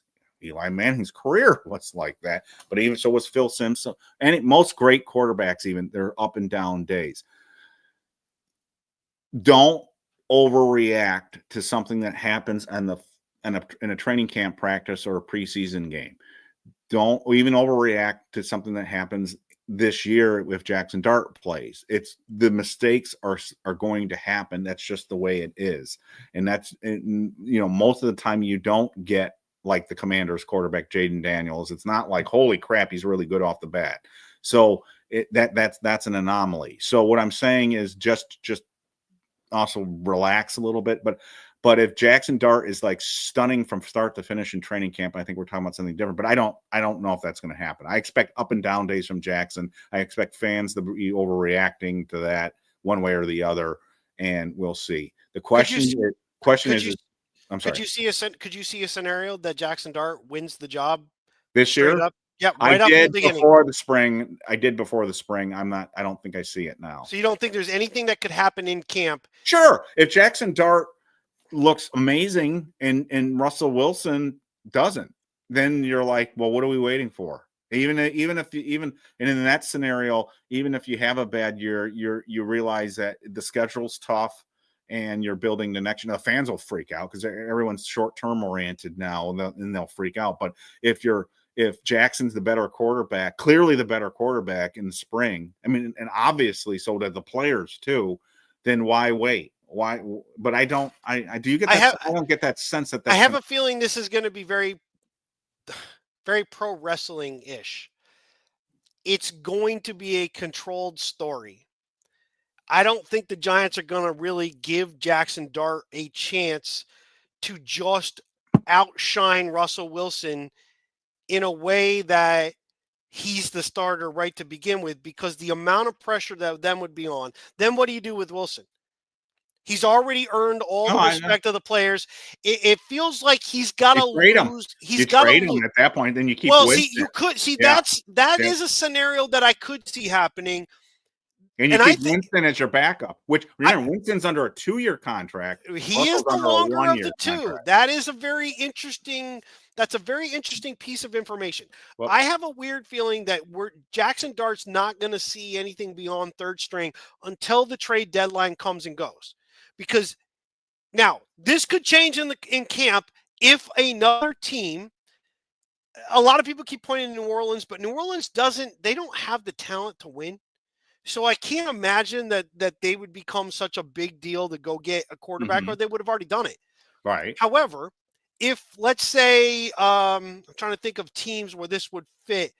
If a if a if Pittsburgh, if Aaron Rodgers goes down in preseason, if the Jets lose Fields in the preseason, or hell, if Buffalo were to lose Josh Allen right off in the preseason, all of a sudden Jameis Winston becomes a very tradable commodity.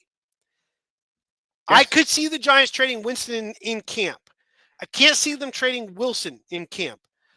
Wilson's potentially traded at the trade deadline if A, he's playing fairly well, but the Giants still haven't won a lot of games per se, or some other team comes to calling who's a Super Bowl contender and says, we need him. We will give you a third. We'll give you a second to get Wilson off your team. Then the Giants' hands are the hand is played. We can put Dart in. We can get commodities back for Wilson. That makes sense. I don't think that's going to happen. I think Jameis Winston's the tradable guy. The question will be, is it at the trade deadline or is it in camp? Yeah. But that would be a less likely scenario by far if Wilson's traded. But it's not impossible. It's not impossible. So let's because I want to ask questions and we're running real late. Yep. Because and I need your help picking out questions. We've been ignoring, unfortunately, a lot of these. Tommy DeVito, real quick. Bring up this picture. He's such a stereotype. I swear to God. And look, there's our old friend Paul in the background there too. Hi, Paul. He's. Oh my God, I'm gonna wade into some dangerous waters. He's literally like trying to channel a white Winston here. I mean, literally, like, what are you doing with the W? That's not even your thing, dude. What are you doing? But they all get along.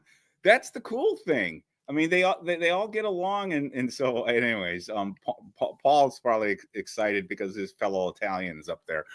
All right, so he's gonna be so mad at you. So there's nothing wrong with that. It doesn't matter. It's just he's gonna be mad at you.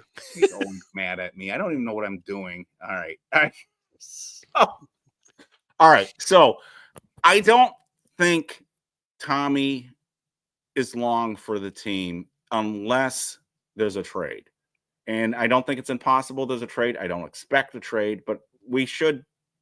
There is a route for Tommy still to be on this team if there's a trade or there's absolutely zero interest in him around the league and he gets onto the practice squad again. We should remember that the coaching staff, the offensive coaching staff, has not changed, and it's still Brian Daboll, the head coach, Mike Kafka, the offensive coordinator, Shea Tierney, the quarterback's coach, and for whatever reason, they kept Tommy DeVito on the 53-man roster last year because they saw enough in him to want to develop him. Right. So they see something or saw something in him, and again, they played him as the number 2 guy, even though he was the number 3. Remember earlier we were saying who's the number 2 and who's the number 3? Tommy was the number 3 quarterback last year, but when they benched Daniel, they went to Tommy, not Drew Lock.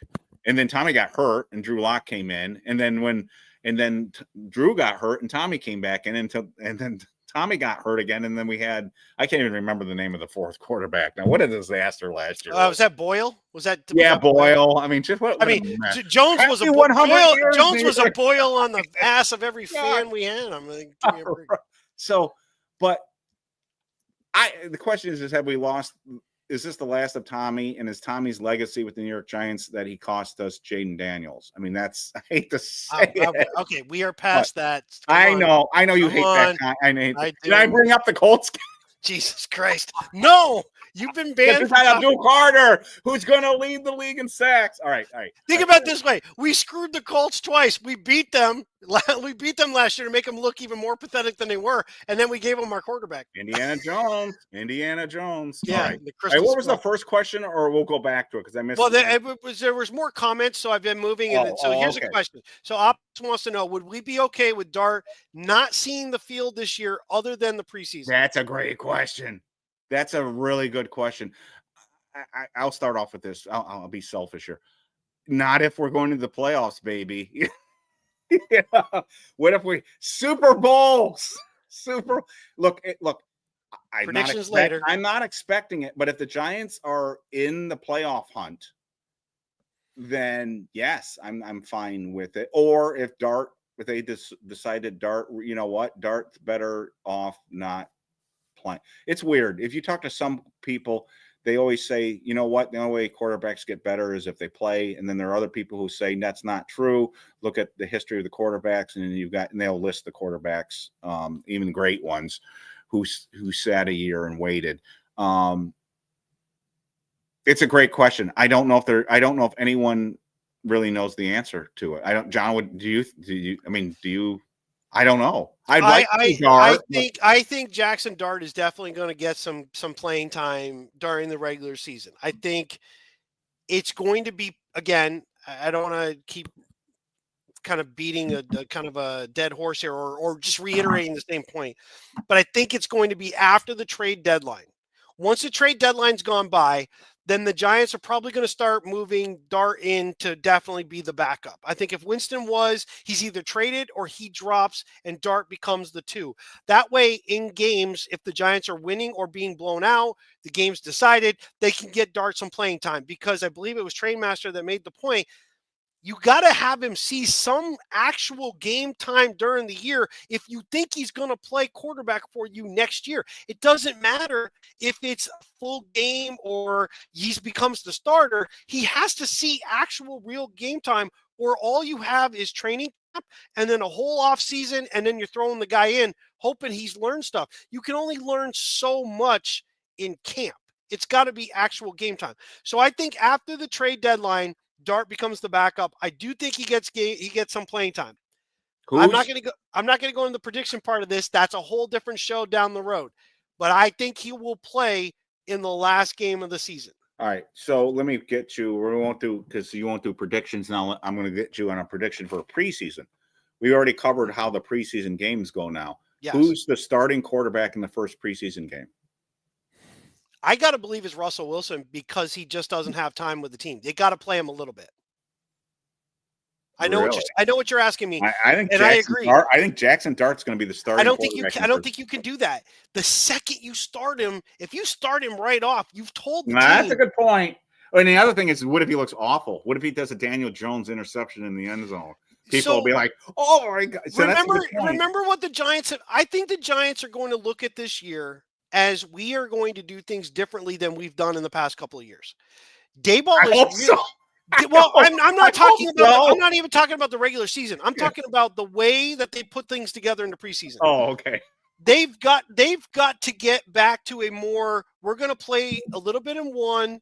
2's your kind of your dress rehearsal. 3 is our backup guys. That used to be game number 4. That's the 3rd game, and we're going to move on from there. If you're right with what you're thinking, then Jameis Winston has to start that first preseason game. If it's not Wilson, it's got to be Winston. If you start Dart, you've told everybody he's the backup quarterback. You've already told them. And if he looks like shit, now you're in trouble. Well, except, again, smart fans, and that's the problem, because I think we're all as a society getting dumbed down. But smart fans would realize that this is a developmental process, and the first preseason game doesn't mean anything anymore. But you're correct. There's a perception problem if he plays. Well, the other thing too is, what if he looks great too? You know. Well, there's the other thing too, right? You said tapping that they need to tap down expectation level as well too. It's going to be interesting to watch. It won't shock me though, John. This is preseason is going to be fun for those out there. We'd like to get your feedback. John is wondering if he and I should do live preseason streams, with given understanding that not everyone sees preseason games, so maybe they'll tune in to watch us reacting and throwing chairs and bitching and laughing. And not like a John Mara, like the chair barely moves. Oh, it could be. If I throw a chair, trust me, it's got some. It'll get some distance if I throw a chair. Because that means I'm like a Carnival Cruise Line get together. So, oh jeez, I don't know if you've seen any of those clips, but anyways, chair fight. Oh my God, too funny. Getting back on topic here, yeah, I don't know how they'll do it, but so who starts the first preseason game, who starts the third preseason game. You and I talked about in the last episode who the second preseason game is the only game that the starters seem to actually get any time anymore. So that leaves DeVito, Jameis, and Dart. How do they break up the playing time in those preseason? If I'm the head coach of the New York Giants and the general manager of the New York Giants, and I want to develop Dart, sissy throw invitation. That'll be the next John Boy game, apparently. Oh, I don't mean to throw them under the bus. I'm sorry, my bad. If I want to develop Dart, I'm having him play in the preseason. Now, when he plays in the preseason, in terms of like starting and later, it's different. But I want to see Jaxson Dart play a lot in the preseason. Are you saying he doesn't play a lot in the preseason, or he just doesn't? No. I definitely you said start, and so that the implications when you start are kind of big. One thing that plays into this is our previous episode, which was on the O-line, right? Mm-hmm. A lot of those guys have not played together this offseason in OTAs and whatever. Andrew Thomas hasn't played yet. Runyon was held back for a great portion of it. Van Roten only played a little bit. We talked about this. Those guys need some playing time too. Do they play early? And if they do, then your starting quarterback is going to play behind them.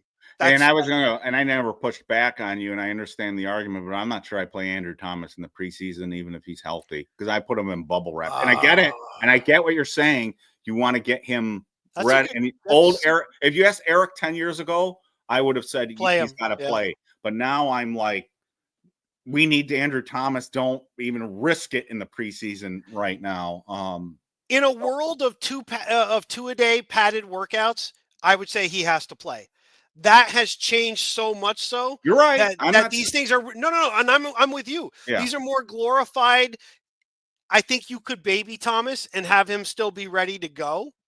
Especially with the way other teams play their guys. Mm-hmm. You know, a lot of the defenders don't play that much either. I want things to change though. I want the attitude of this team to change. I want to see them play something. Now, I don't want to risk guys, but I do think from a starting point. Now here's that's a good one, but I want to bring up, can you bring up the Darren Hartman one, just the most recent one that he posted? The most recent one? Yeah, where it says don't they have yes. That's a good point. Those joint practices have really become de facto preseason games in many ways. In fact, the games that they play with those guys become backups. And they've said that they've become more important. I think if I remember correctly, they basically said they're actually more important now than the preseason games because they're controlled. In other words, they won't take people to the ground. But I think the coaching staffs now see them as more important. No. To be clear, Optimus, he's not hurt again. He's just technically not fully healthy or cleared where we've been told he's fully cleared for 100% of activity. Well, it'd be clearer than that. He suffered a very serious injury, as did Theo Thomas last year, the dreaded Liz Frank injury that years ago, not too long ago, though, would be career-threatening. And Theo Johnson's already back, which is stunning to me, and he hasn't missed any time. Andrew is not back yet, and he says it's going well, but he's listening to the trainers, and he'll be back when he'll be back when he's back. Nice. So he's not hurt again, but he's coming off a serious injury, and they don't want to. Same like Neighbors. Neighbors to me is the one who's a little bit more concerning, even though it's not as serious an injury. How is this toe thing still being around since college? I mean but I guess he was out at the. Was he working out in San Diego? That's what he I was out in San Diego. Okay, though. I'm not worried about Neighbors. Well, but then why wasn't he running around anyway? So, he didn't want to. Again. So Dayball gave him Friday off every freaking week. But he's got to get used to Wilson too. So now we know why. Now we know why. Let's get focused here. All right, let's wrap this up and let's answer questions. I mean, is there anything, because I want to wrap this up in terms of a positive, because I'm in a really good mood. I'm really any chance that Tommy DeVito is one of the three quarterbacks? Yes, but very rare, very percentage of chance. It would mean Jameis Winston's been traded to a team like the Saints because they offered like a 4th round draft pick, and it was too tempting. And again, you and I already said it. If they knew Jaxson Dart was going to be on this team, they probably wouldn't have signed Jameis anyways. So I do think there's a scenario where it happens. I don't expect it because I don't expect the team to offer that much for Jameis. But if somebody comes to me with a 4th-round draft pick for Jameis, I'm listening. Or higher, but I doubt it'll be higher. I doubt it'll be 4th, but if they do, I'm listening. A couple W's and a bag of crab legs, and we're all good to go. Because like you said, Tommy DeVito is what? That was funny. I don't know why. Yes, it is. Tommy, I'm in my zone. Tommy DeVito is what? You said it earlier. He's a perfect 3rd-string quarterback. Right. Right. He's cheap. He's cheap. He knows the playbook. So I don't think he's going to make. I think Jameis Winston is the backup quarterback. I think the Giants' narrative, in my opinion, again, I think they're going to take. Forgive me for the fact that I'm really going into sports entertainment. I think they're going to take a pro wrestling approach to we're going to basically control the narrative.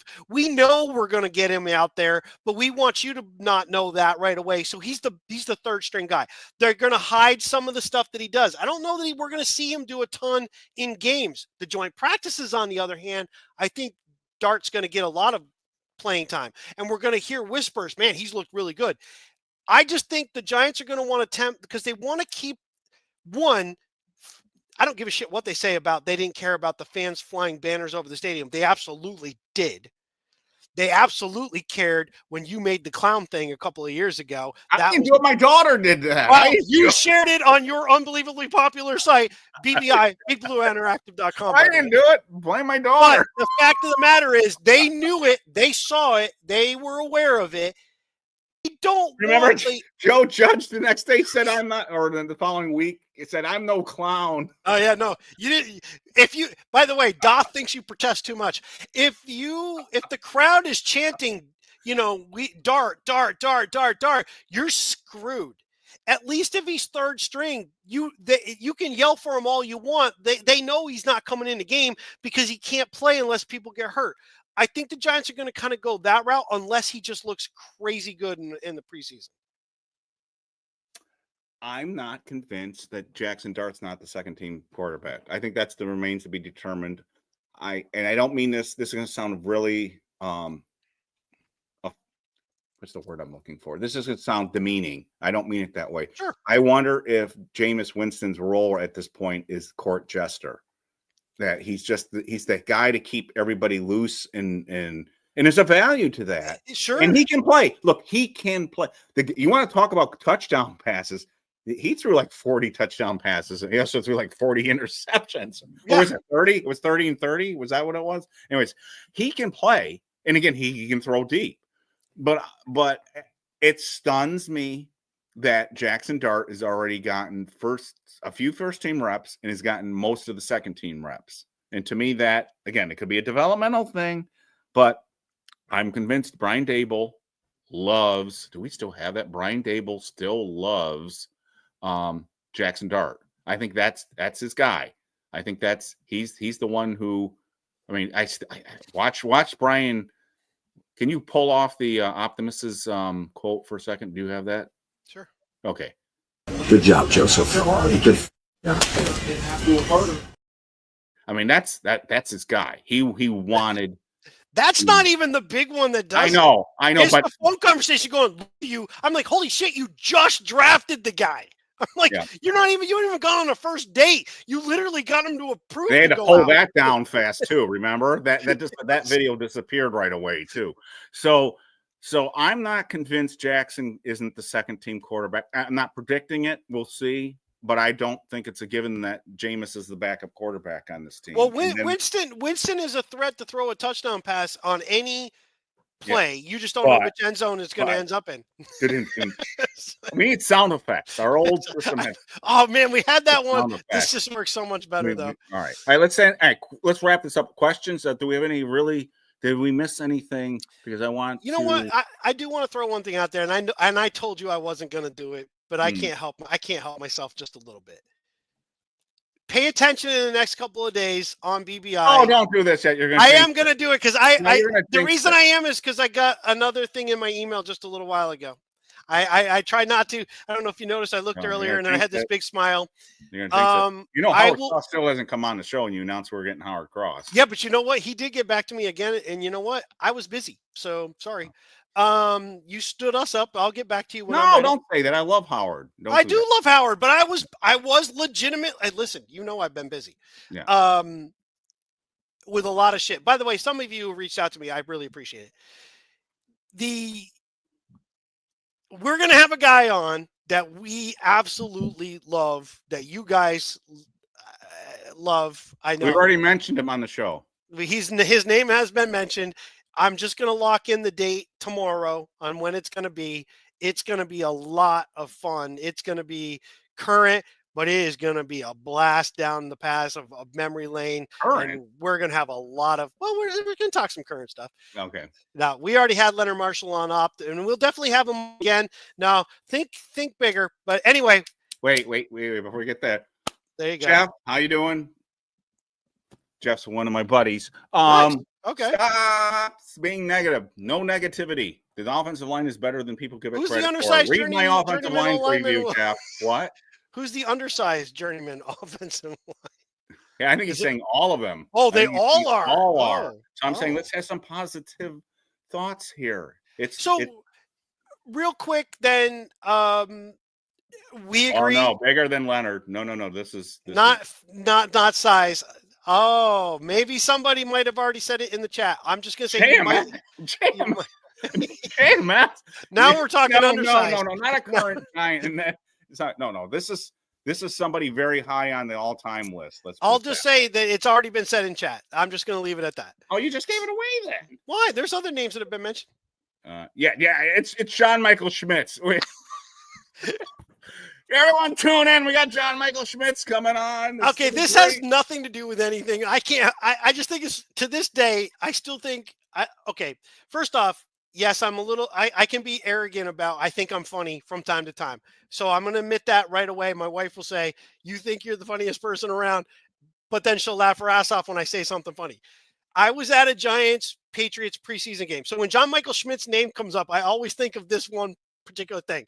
So I was at a Giants-Patriots preseason game. It was in New England. The Patriots had the ball deep they were on the goal line to the Giants, did a handoff. Boom, the running back gets tackled inches short. The running back was BenJarvus Green-Ellis. And just quickly when he took the handoff and got stopped, there was a bunch of Patriots fans around me. I'm like, man, if that guy just had one more last name, he would have scored. Scored. And I always think of that when I see John Michael Schmidt's name, it always just makes me think of BenJarvus Green-Ellis. Anyway, that's neither here nor there. But it was pretty funny. Yeah, so we may have a good guest, but I'm not going to jinx it. All right. Maybe a good guest. Maybe a good guest. Well, we don't know if he's going to definitely come on. We'll see. I had to text Mrs. BBI because Eric still won't use a phone that I can reach him at quickly. No, I'm not. I'm old fashioned. All right, I scan the questions real quick because I like to wrap this up. I don't want to. I think we hit all of them. I think we hit really the questions really become the three, and I think we're in agreement. Wilson, Winston, Dart are the three that will make it up.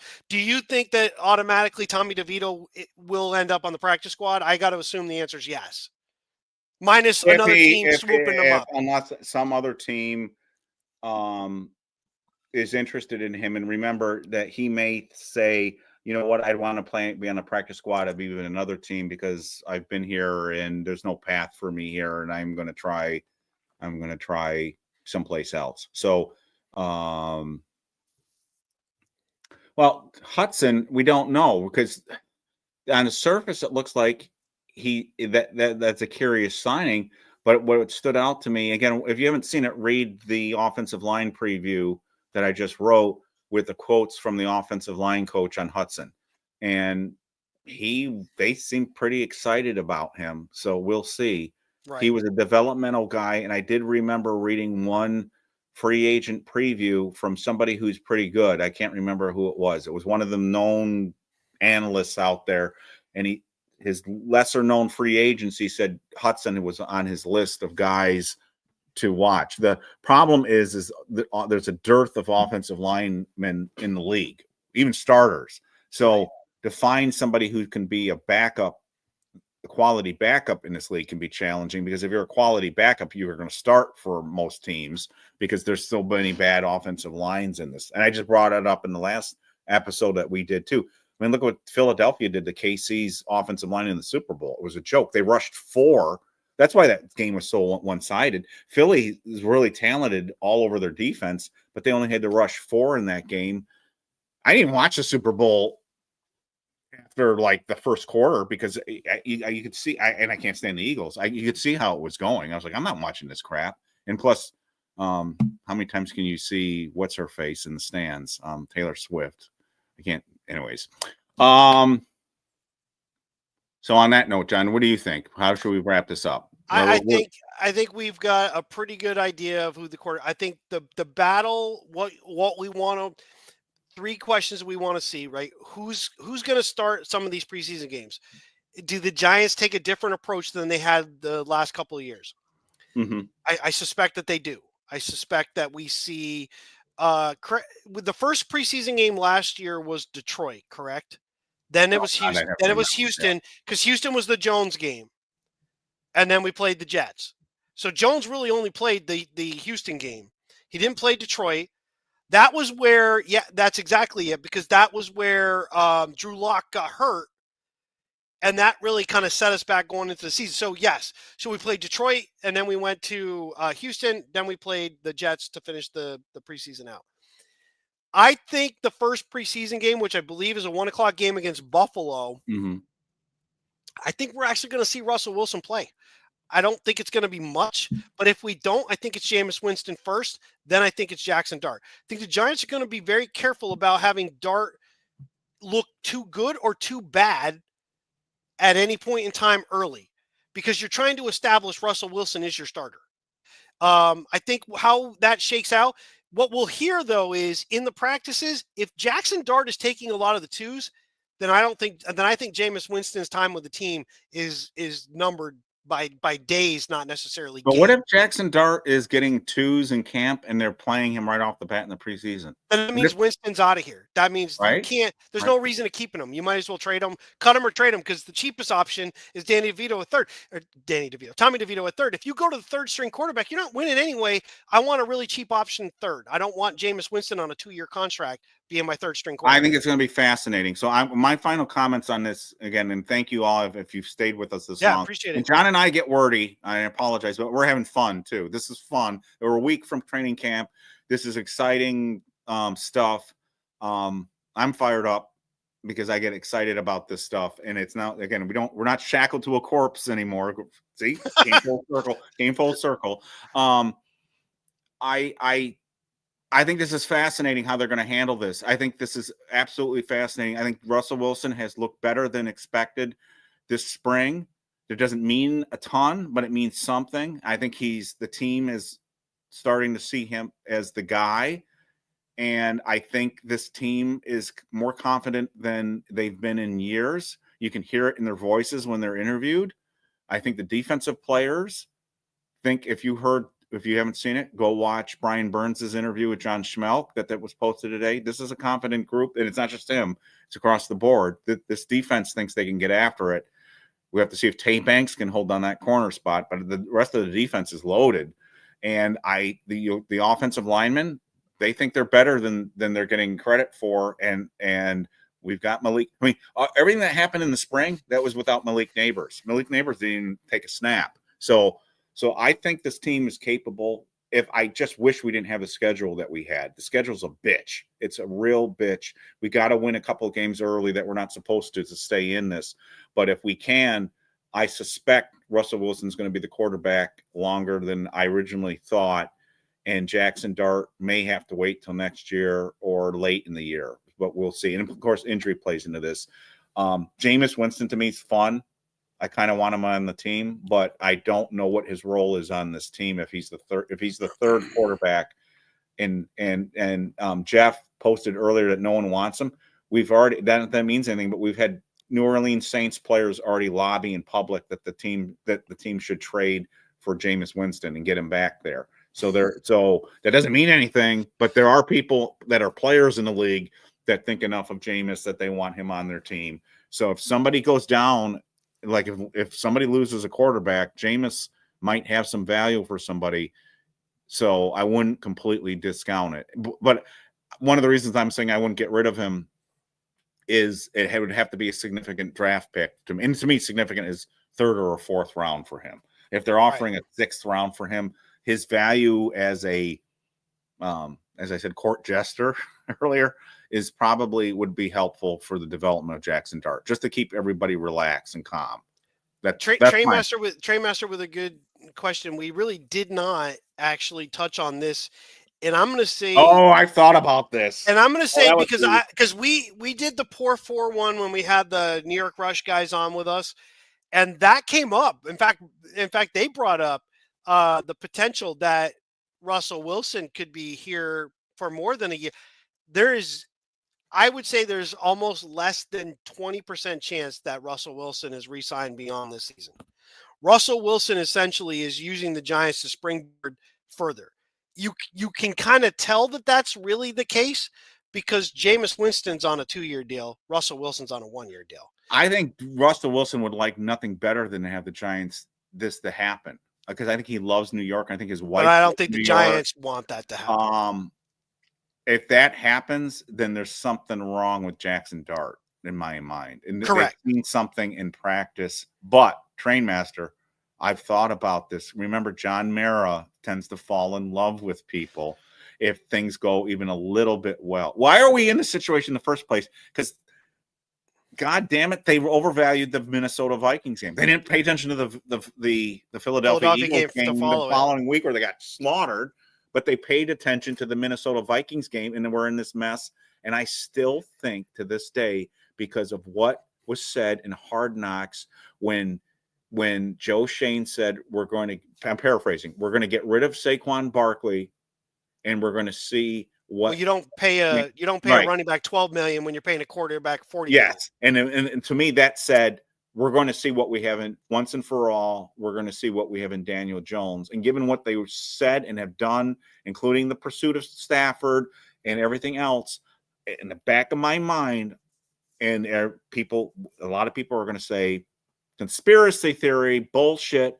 I still wonder if John Mara said it was the driving force behind bringing back Daniel Jones. And he's the one that put the gun to their head and he said, you are going to bring him back. I have talked to other people who have said, no, Joe Shane and Brian Dable were on board with that. And I respect those people, but I can't connect the dots on that, and especially given the way that Brian Dable's personality has already changed from what last couple of years. Brian Dable was a different person than he was his rookie year, and he seems to be the guy that he was his rookie year. He's actually put on weight again. He looks happy. He's jumping around and joking in practice. He looks like a weight's been lifted off of him. I can't look at those videos and think Brian Dable was on board with Daniel Jones coming back. You know exactly how I feel about that situation. I feel like this. I do agree. I think Joe Shane and Brian Dable were okay with it for this very reason. You can hide money in a quarterback contract that you cannot hide in the running back contract. The way that running back contracts are, if you did try to do that, you would be paying Barkley so much more money than other running backs were getting. You're now resetting the market. But you could hide money in a quarterback contract. The Giants gave Jones a lot of money, but they didn't reset the market. They just gave him a lot of money. But we always commented that it was a 2-year deal. The way that deal came about was minutes before the Giants had to franchise one or the other, Jones or Barkley. Mm-hmm. I believe to this day that John Mara said, do not lose Saquon Barkley. You can't lose both your quarterback and your running back. Sign one, franchise the other, and get it done. And the only way that they could do it was they could sign Jones with the 2-year deal, kind of basically with the out after 2, and franchise Barkley. I think they believed, or at least John Mara believed, that Barkley would want to stay and they would be able to get him later. And he had no intention, once they franchised him, of staying. And then Jones sucked. Jones got injured, and then he was even worse after the injury. But the 2-year piece, I think, stands behind the fact that that, and I don't want to give too much credit because we don't know for sure, but it sure seems like it now that Shane and Dayball really didn't want Jones to be the guy. They just didn't have a choice. They knew they could get by, but then they didn't get the quarterback. And when they didn't get the guy that they wanted, which we believe was Jaden Daniels, and then it was Drake May. It's either one of those two. I don't believe Williams was really ever in play for them. It was the other two. They didn't take another quarterback, and I suspect that was because you kind of tied into a quarterback, and now Mara's telling you, well, you paid him, which probably stemmed from Mara pushing it to do it. You paid him. We're not drafting another guy in the first round. Get more weapons for him because you won before. I think that all just came one, and I think you're right. I think Dayball, and we talked about it. He looked like a beat puppy every time. He'd come to, and it'd be like, he gives us the best chance to win. I just saw you score 7 points against the Cincinnati Bengals, a team that couldn't stop anybody else. They couldn't even stop. They literally gave up points before the game started to some teams. And yet you scored 7 against them and at home, and you lost. And you keep telling us this is the guy who gave you the best chance to win. That seemed almost spiteful. And then it really proved true when they finally got rid of him and they jump all the way to the third string quarterback and move him into the starter spot. And Dayball seems to be head over heels in love with Jaxson Dart.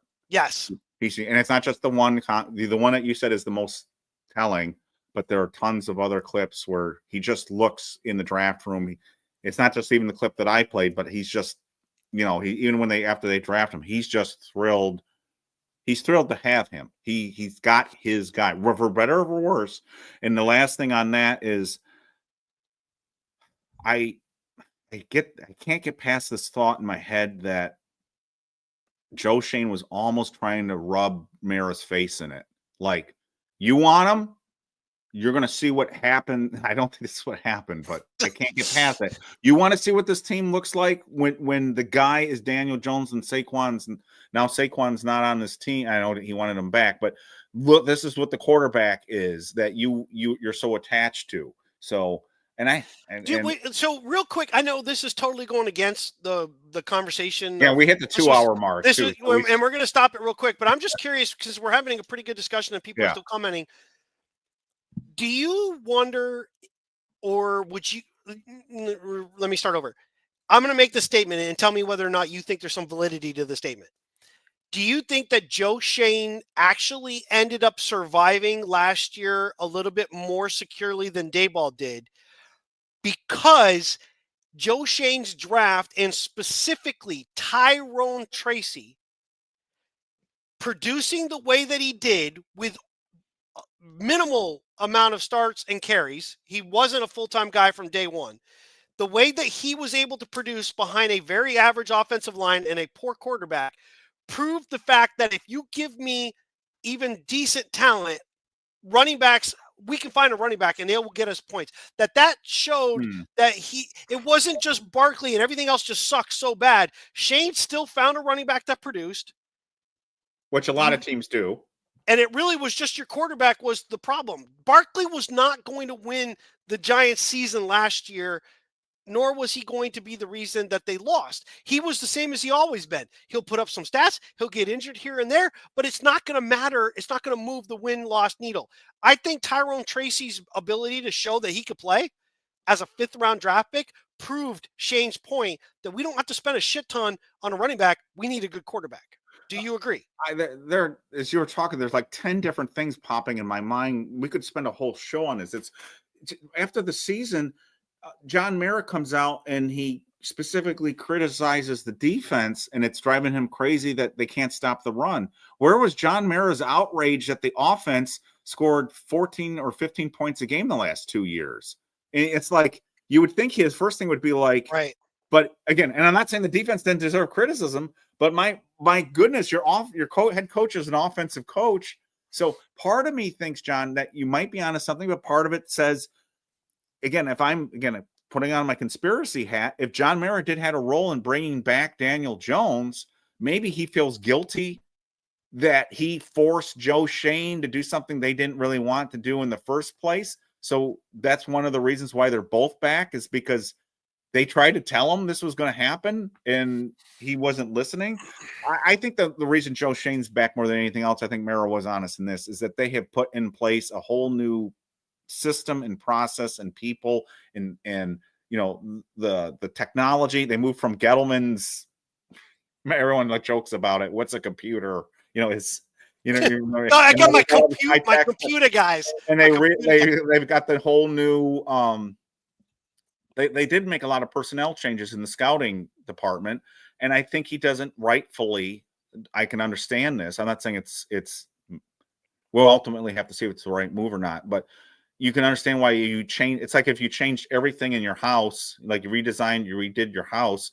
Why would you want to redo it all over again? They just so excuse me. So part of it, I think, is like, oh my God, we just put this whole system in place. I don't want to get rid of it.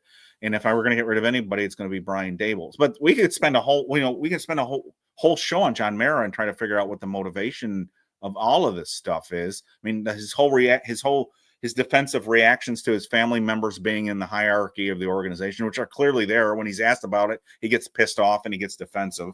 People yell at us and say we're the ones who are out there on this stuff, but John's getting.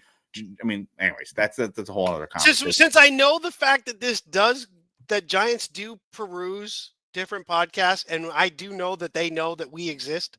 We know that. In fact, I'll point out again, we were the only ones you worked with back in 2008, 2009, 2010. You worked with us, by the way. John Mara, I'm going to throw it out there again. Would love to talk to you. Would love to ask you honest fan questions. We'll even John, we have better chance. We'll tell Eric not to be mean, but we would love to talk to you guys. But it's not even. Look, we would be respectful, of course, and we would well, we have a track record with. We did it with Jerry Reese. We had Jerry Reese. But I have said things on the website that they would never.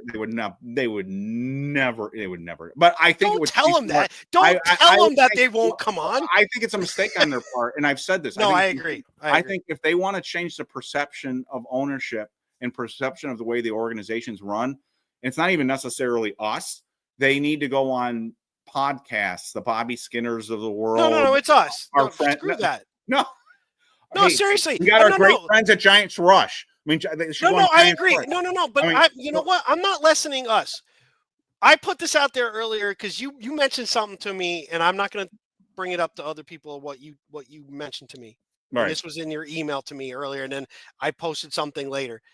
We're in this for the long haul. We put this aside years ago, and we shouldn't have. And then there's reasons for it. You've commented multiple times, stop worrying about shit that happened in the past. It was what it was.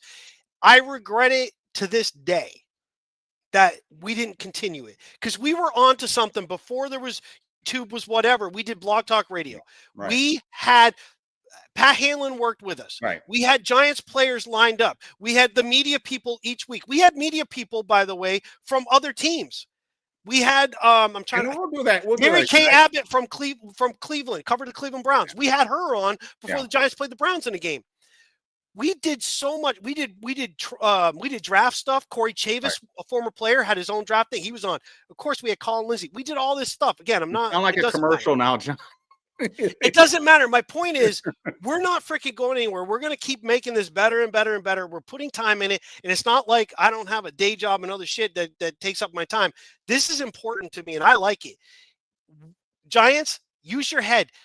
You need to be on. You've literally you insulated yourself so much from your fan base in a way that became defensive in nature. You lived off the Super Bowls and you want us to continue. You celebrate seasons, and every time a celebration comes up, every single one of us is like, oh, dear God, we're about to celebrate something. Who are we going to get blown out by during this celebration? The problem they've got is what I've mentioned previously is they're losing the younger generation, and the only people that are clinging on to them now are guys our age or older, and we're going to be dying off. If they want to get with the program and they want to keep up their, and they think they got the golden goose, again, don't assume these things. And they should be smarter about who they reach out. And again, it doesn't necessarily have to be us. I'd love it if they would come on here. And I think again, John Schmelk's been on here, Paul Dottino's been on here. We've gotten former players. I hope we get current players. It's to be smart for the Giants to do outreach to the fan base because look, we love the Giants. That's why we're all doing it. For fuck's sake, we've been on here for 2 hours and 9 minutes on a Tuesday in July before camp. We love this team. We are sick to death of watching them. Yes. Just be. It's like having a family member who's continually getting arrested and sent to jail. It's like what I mean. You're dying for these people. And again, we don't mean anything. We're not trying to be mean, but come on, get your act together, win some freaking games, especially in the NFC East. Stop getting smoked by the Cowboys and Eagles, and make us proud again. That's all we spend the money, we spend the time, and you're lucky we're still here, and we're still. John and I are still here because we're old farts and. It's a habit. But again, my children are a perfect example. They'd love to, and my daughter still wears Giants stuff, and my son still proudly says he's a Giants fan, but they don't spend a lot of time watching the Giants because why would they? It's awful. Why would any sane person watch the Giants last year and watch them score 15 points and get smoked by everybody in the NFC East? Now you sound like my wife. Now you sound like my wife. My dad calls me, and my dad's a huge Giants fan, and he's a liar. He says, because I know he still watches, but he says, Eric, you must be a sadomasochist watching this team. Why would anyone want to watch this team? So, anyways, again, we can go off on that. We love the Giants. We want them to do well. Just get your act together, and I think they're headed in the right direction. We'll see. And I don't want to end on a negative. I want to end on a positive. And the quarterbacks are a reason why we're excited. I mean, this group, ultimately, it's Jaxson Dart. I mean, Jaxson Dart is, if we're all being truthful, Jaxson Dart is the reason we are really super. Wilson Wilson's the guest star. That's why I made the thumbnail the way that I did. Right. He's the guy we're going to be excited for this year. That's why I don't believe I don't care if they go to the playoffs. Unless they win the Super Bowl, I can't imagine that Russell Wilson's going to do something that Jaxson Dart's not going to be the guy for next year. And Jameis Winston signed the 2-year deal. The Giants they can have him be the backup. If Winston makes it past the trading deadline, that's the scenario I'm really looking at. Jaxson Dart's the starter in 26. Winston's the backup. The Giants probably draft another guy to maybe develop, or who knows? They tend to not do that, and it kills Go Terps every time they don't. But seriously, and he's not completely wrong. You should be bringing a backup guy in fairly regularly. The Giants in the 80s did it. They had Hosteller. They drafted other guys that didn't make it. Hell, Cooper Kupp's dad, Craig Kupp, was drafted in 90. Didn't make the team, but the Giants still drafted guys to try to make it. Mike Cherry later on. They draft guys to be backups to hopefully develop. Jaxson Dart is the guy that gives you that hope for the future. Russell Wilson is the guy that gives us the spark that says maybe this year is not going to be a 5-win year after all. And I will give predictions later, but there's hope. It's like the Superman thing. There's hope, unless you saw Mike Francesa's review of the Superman movie. There's hope in that this group can be a good quarterback group, and certainly the best one the Giants have had in a number of years. I didn't want Russell Wilson, but he's grown on me. I didn't want Jaxson Dart, but he's grown on me. So I don't know if it's because I'm putting on my blue color glasses and I'm being a fan and it's that time of year and I'm just, but I'm impressed with the spring Russell Wilson has had. And the more I've looked in the Jaxson Dart, I have come away going, why wasn't I higher on him into the draft? And part of that was probably because I thought the Giants were in a place where it would be better for them to get a quarterback next year. But Jackson's grown on me, and I think he's got the right personality for the league. Whether he's got the talent, we're going to find out. I think he's got talent. There's a whole lot that goes into being a quarterback. But those two guys have grown on me. That's why my optimism level has increased. I do not agree with people that say this is a 4-win team. I think that would be a very disappointing season if this is a 4-win. I think the defense alone makes this a better team than that. And I think we're about to find out just how bad Daniel Jones really was. Now, Daniel may have a good year in Indianapolis, and I'm dreading people overreacting to that. We'll find out about that too. But I again, shackled to a corpse no longer. That's how I feel. We've turned the page, and we needed to turn the page. I'm going to end on that. Agreed. I think we covered it. We've taken a look at the quarterbacks. We talked about them across the board. Who we think is going to be on the team. Who we think is going to start. Who more than likely will be the backup. We've also talked about when Jaxson Dart probably will end up playing. I think that's pretty much all we can do with this group. I mean, it's not like we're talking 15 guys. It's 4 guys. The 4th guy is he's only going to be there more likely the practice squad, but he might be there if the Giants trade Winston. Watch around the league. It's super important. Watch around the league. If another team has an injury to their starter and they're a team that expects to win, then Jameis Winston becomes a very tradable commodity, especially since he's on a 2-year deal. So if someone can acquire that contract, if they can bring him on board to get that full contract and move over. But either way, he's a guy that somebody else would want. He can throw touchdowns. You just don't know which end zone is going to end up in. Yeah. And I would not put out the chance, and again, I'm not expecting it, but if they think Tommy DeVito is probably not going to make it through waivers, getting a 6th or 7th round pick for him, I doubt it. But if he looks good in one of the preseason games and somebody's really desperate for a backup quarterback, they could get a late pick. I don't expect it, but if they don't think he's going to get through waivers, that would be something to look for too. So we got a lot more we're going to be doing. Eric mentioned earlier in BBI, BigBlueInteractive.com, that we're going to try to do a lot of camp updates. There'll be shorter videos. That'll be fun. Way shorter than this video. Yeah, they like will be shorter videos. 20 to 30 minute, like what happened in training camp today videos. I think that would be really cool. And if you use, our 20 to 30, that's usually no. Or people won't tune in. No. We'll try to do those, and then we'll have some longer ones here or there. But stay tuned when we can announce who it is we're going to be having on here. I am very pleased that this is going to happen. So Kenyon Rashid, it's going to be. That's right. Oh, nice. Wow. Blast from the past. Arthur Marshall. Eric was really upset when I told him we might be bringing on Solomon Miller, and he's like, Miller is going to watch. I mean, that's not a joke. John was. It's a legit thing. Yes. John was going to get Solomon Miller, and I was like, he did agree. Yeah. So people right now are going, who the hell is Solomon Miller? Go back and look at the catch he made against the Seahawks in '86. It's an Ray amazing catch. Is out there. He'll remember. All right. Anyway. Big Blue VCR will have that. Hey, if you're out there, Matt, put that video up of Solomon Miller's crazy catch against the Seahawks in '86. Yes. That being said, thank you. Like, subscribe, comment, all that good shit. We really appreciate it. It's growing. We're going to keep doing this. And, hey, everybody, we'll catch you real soon.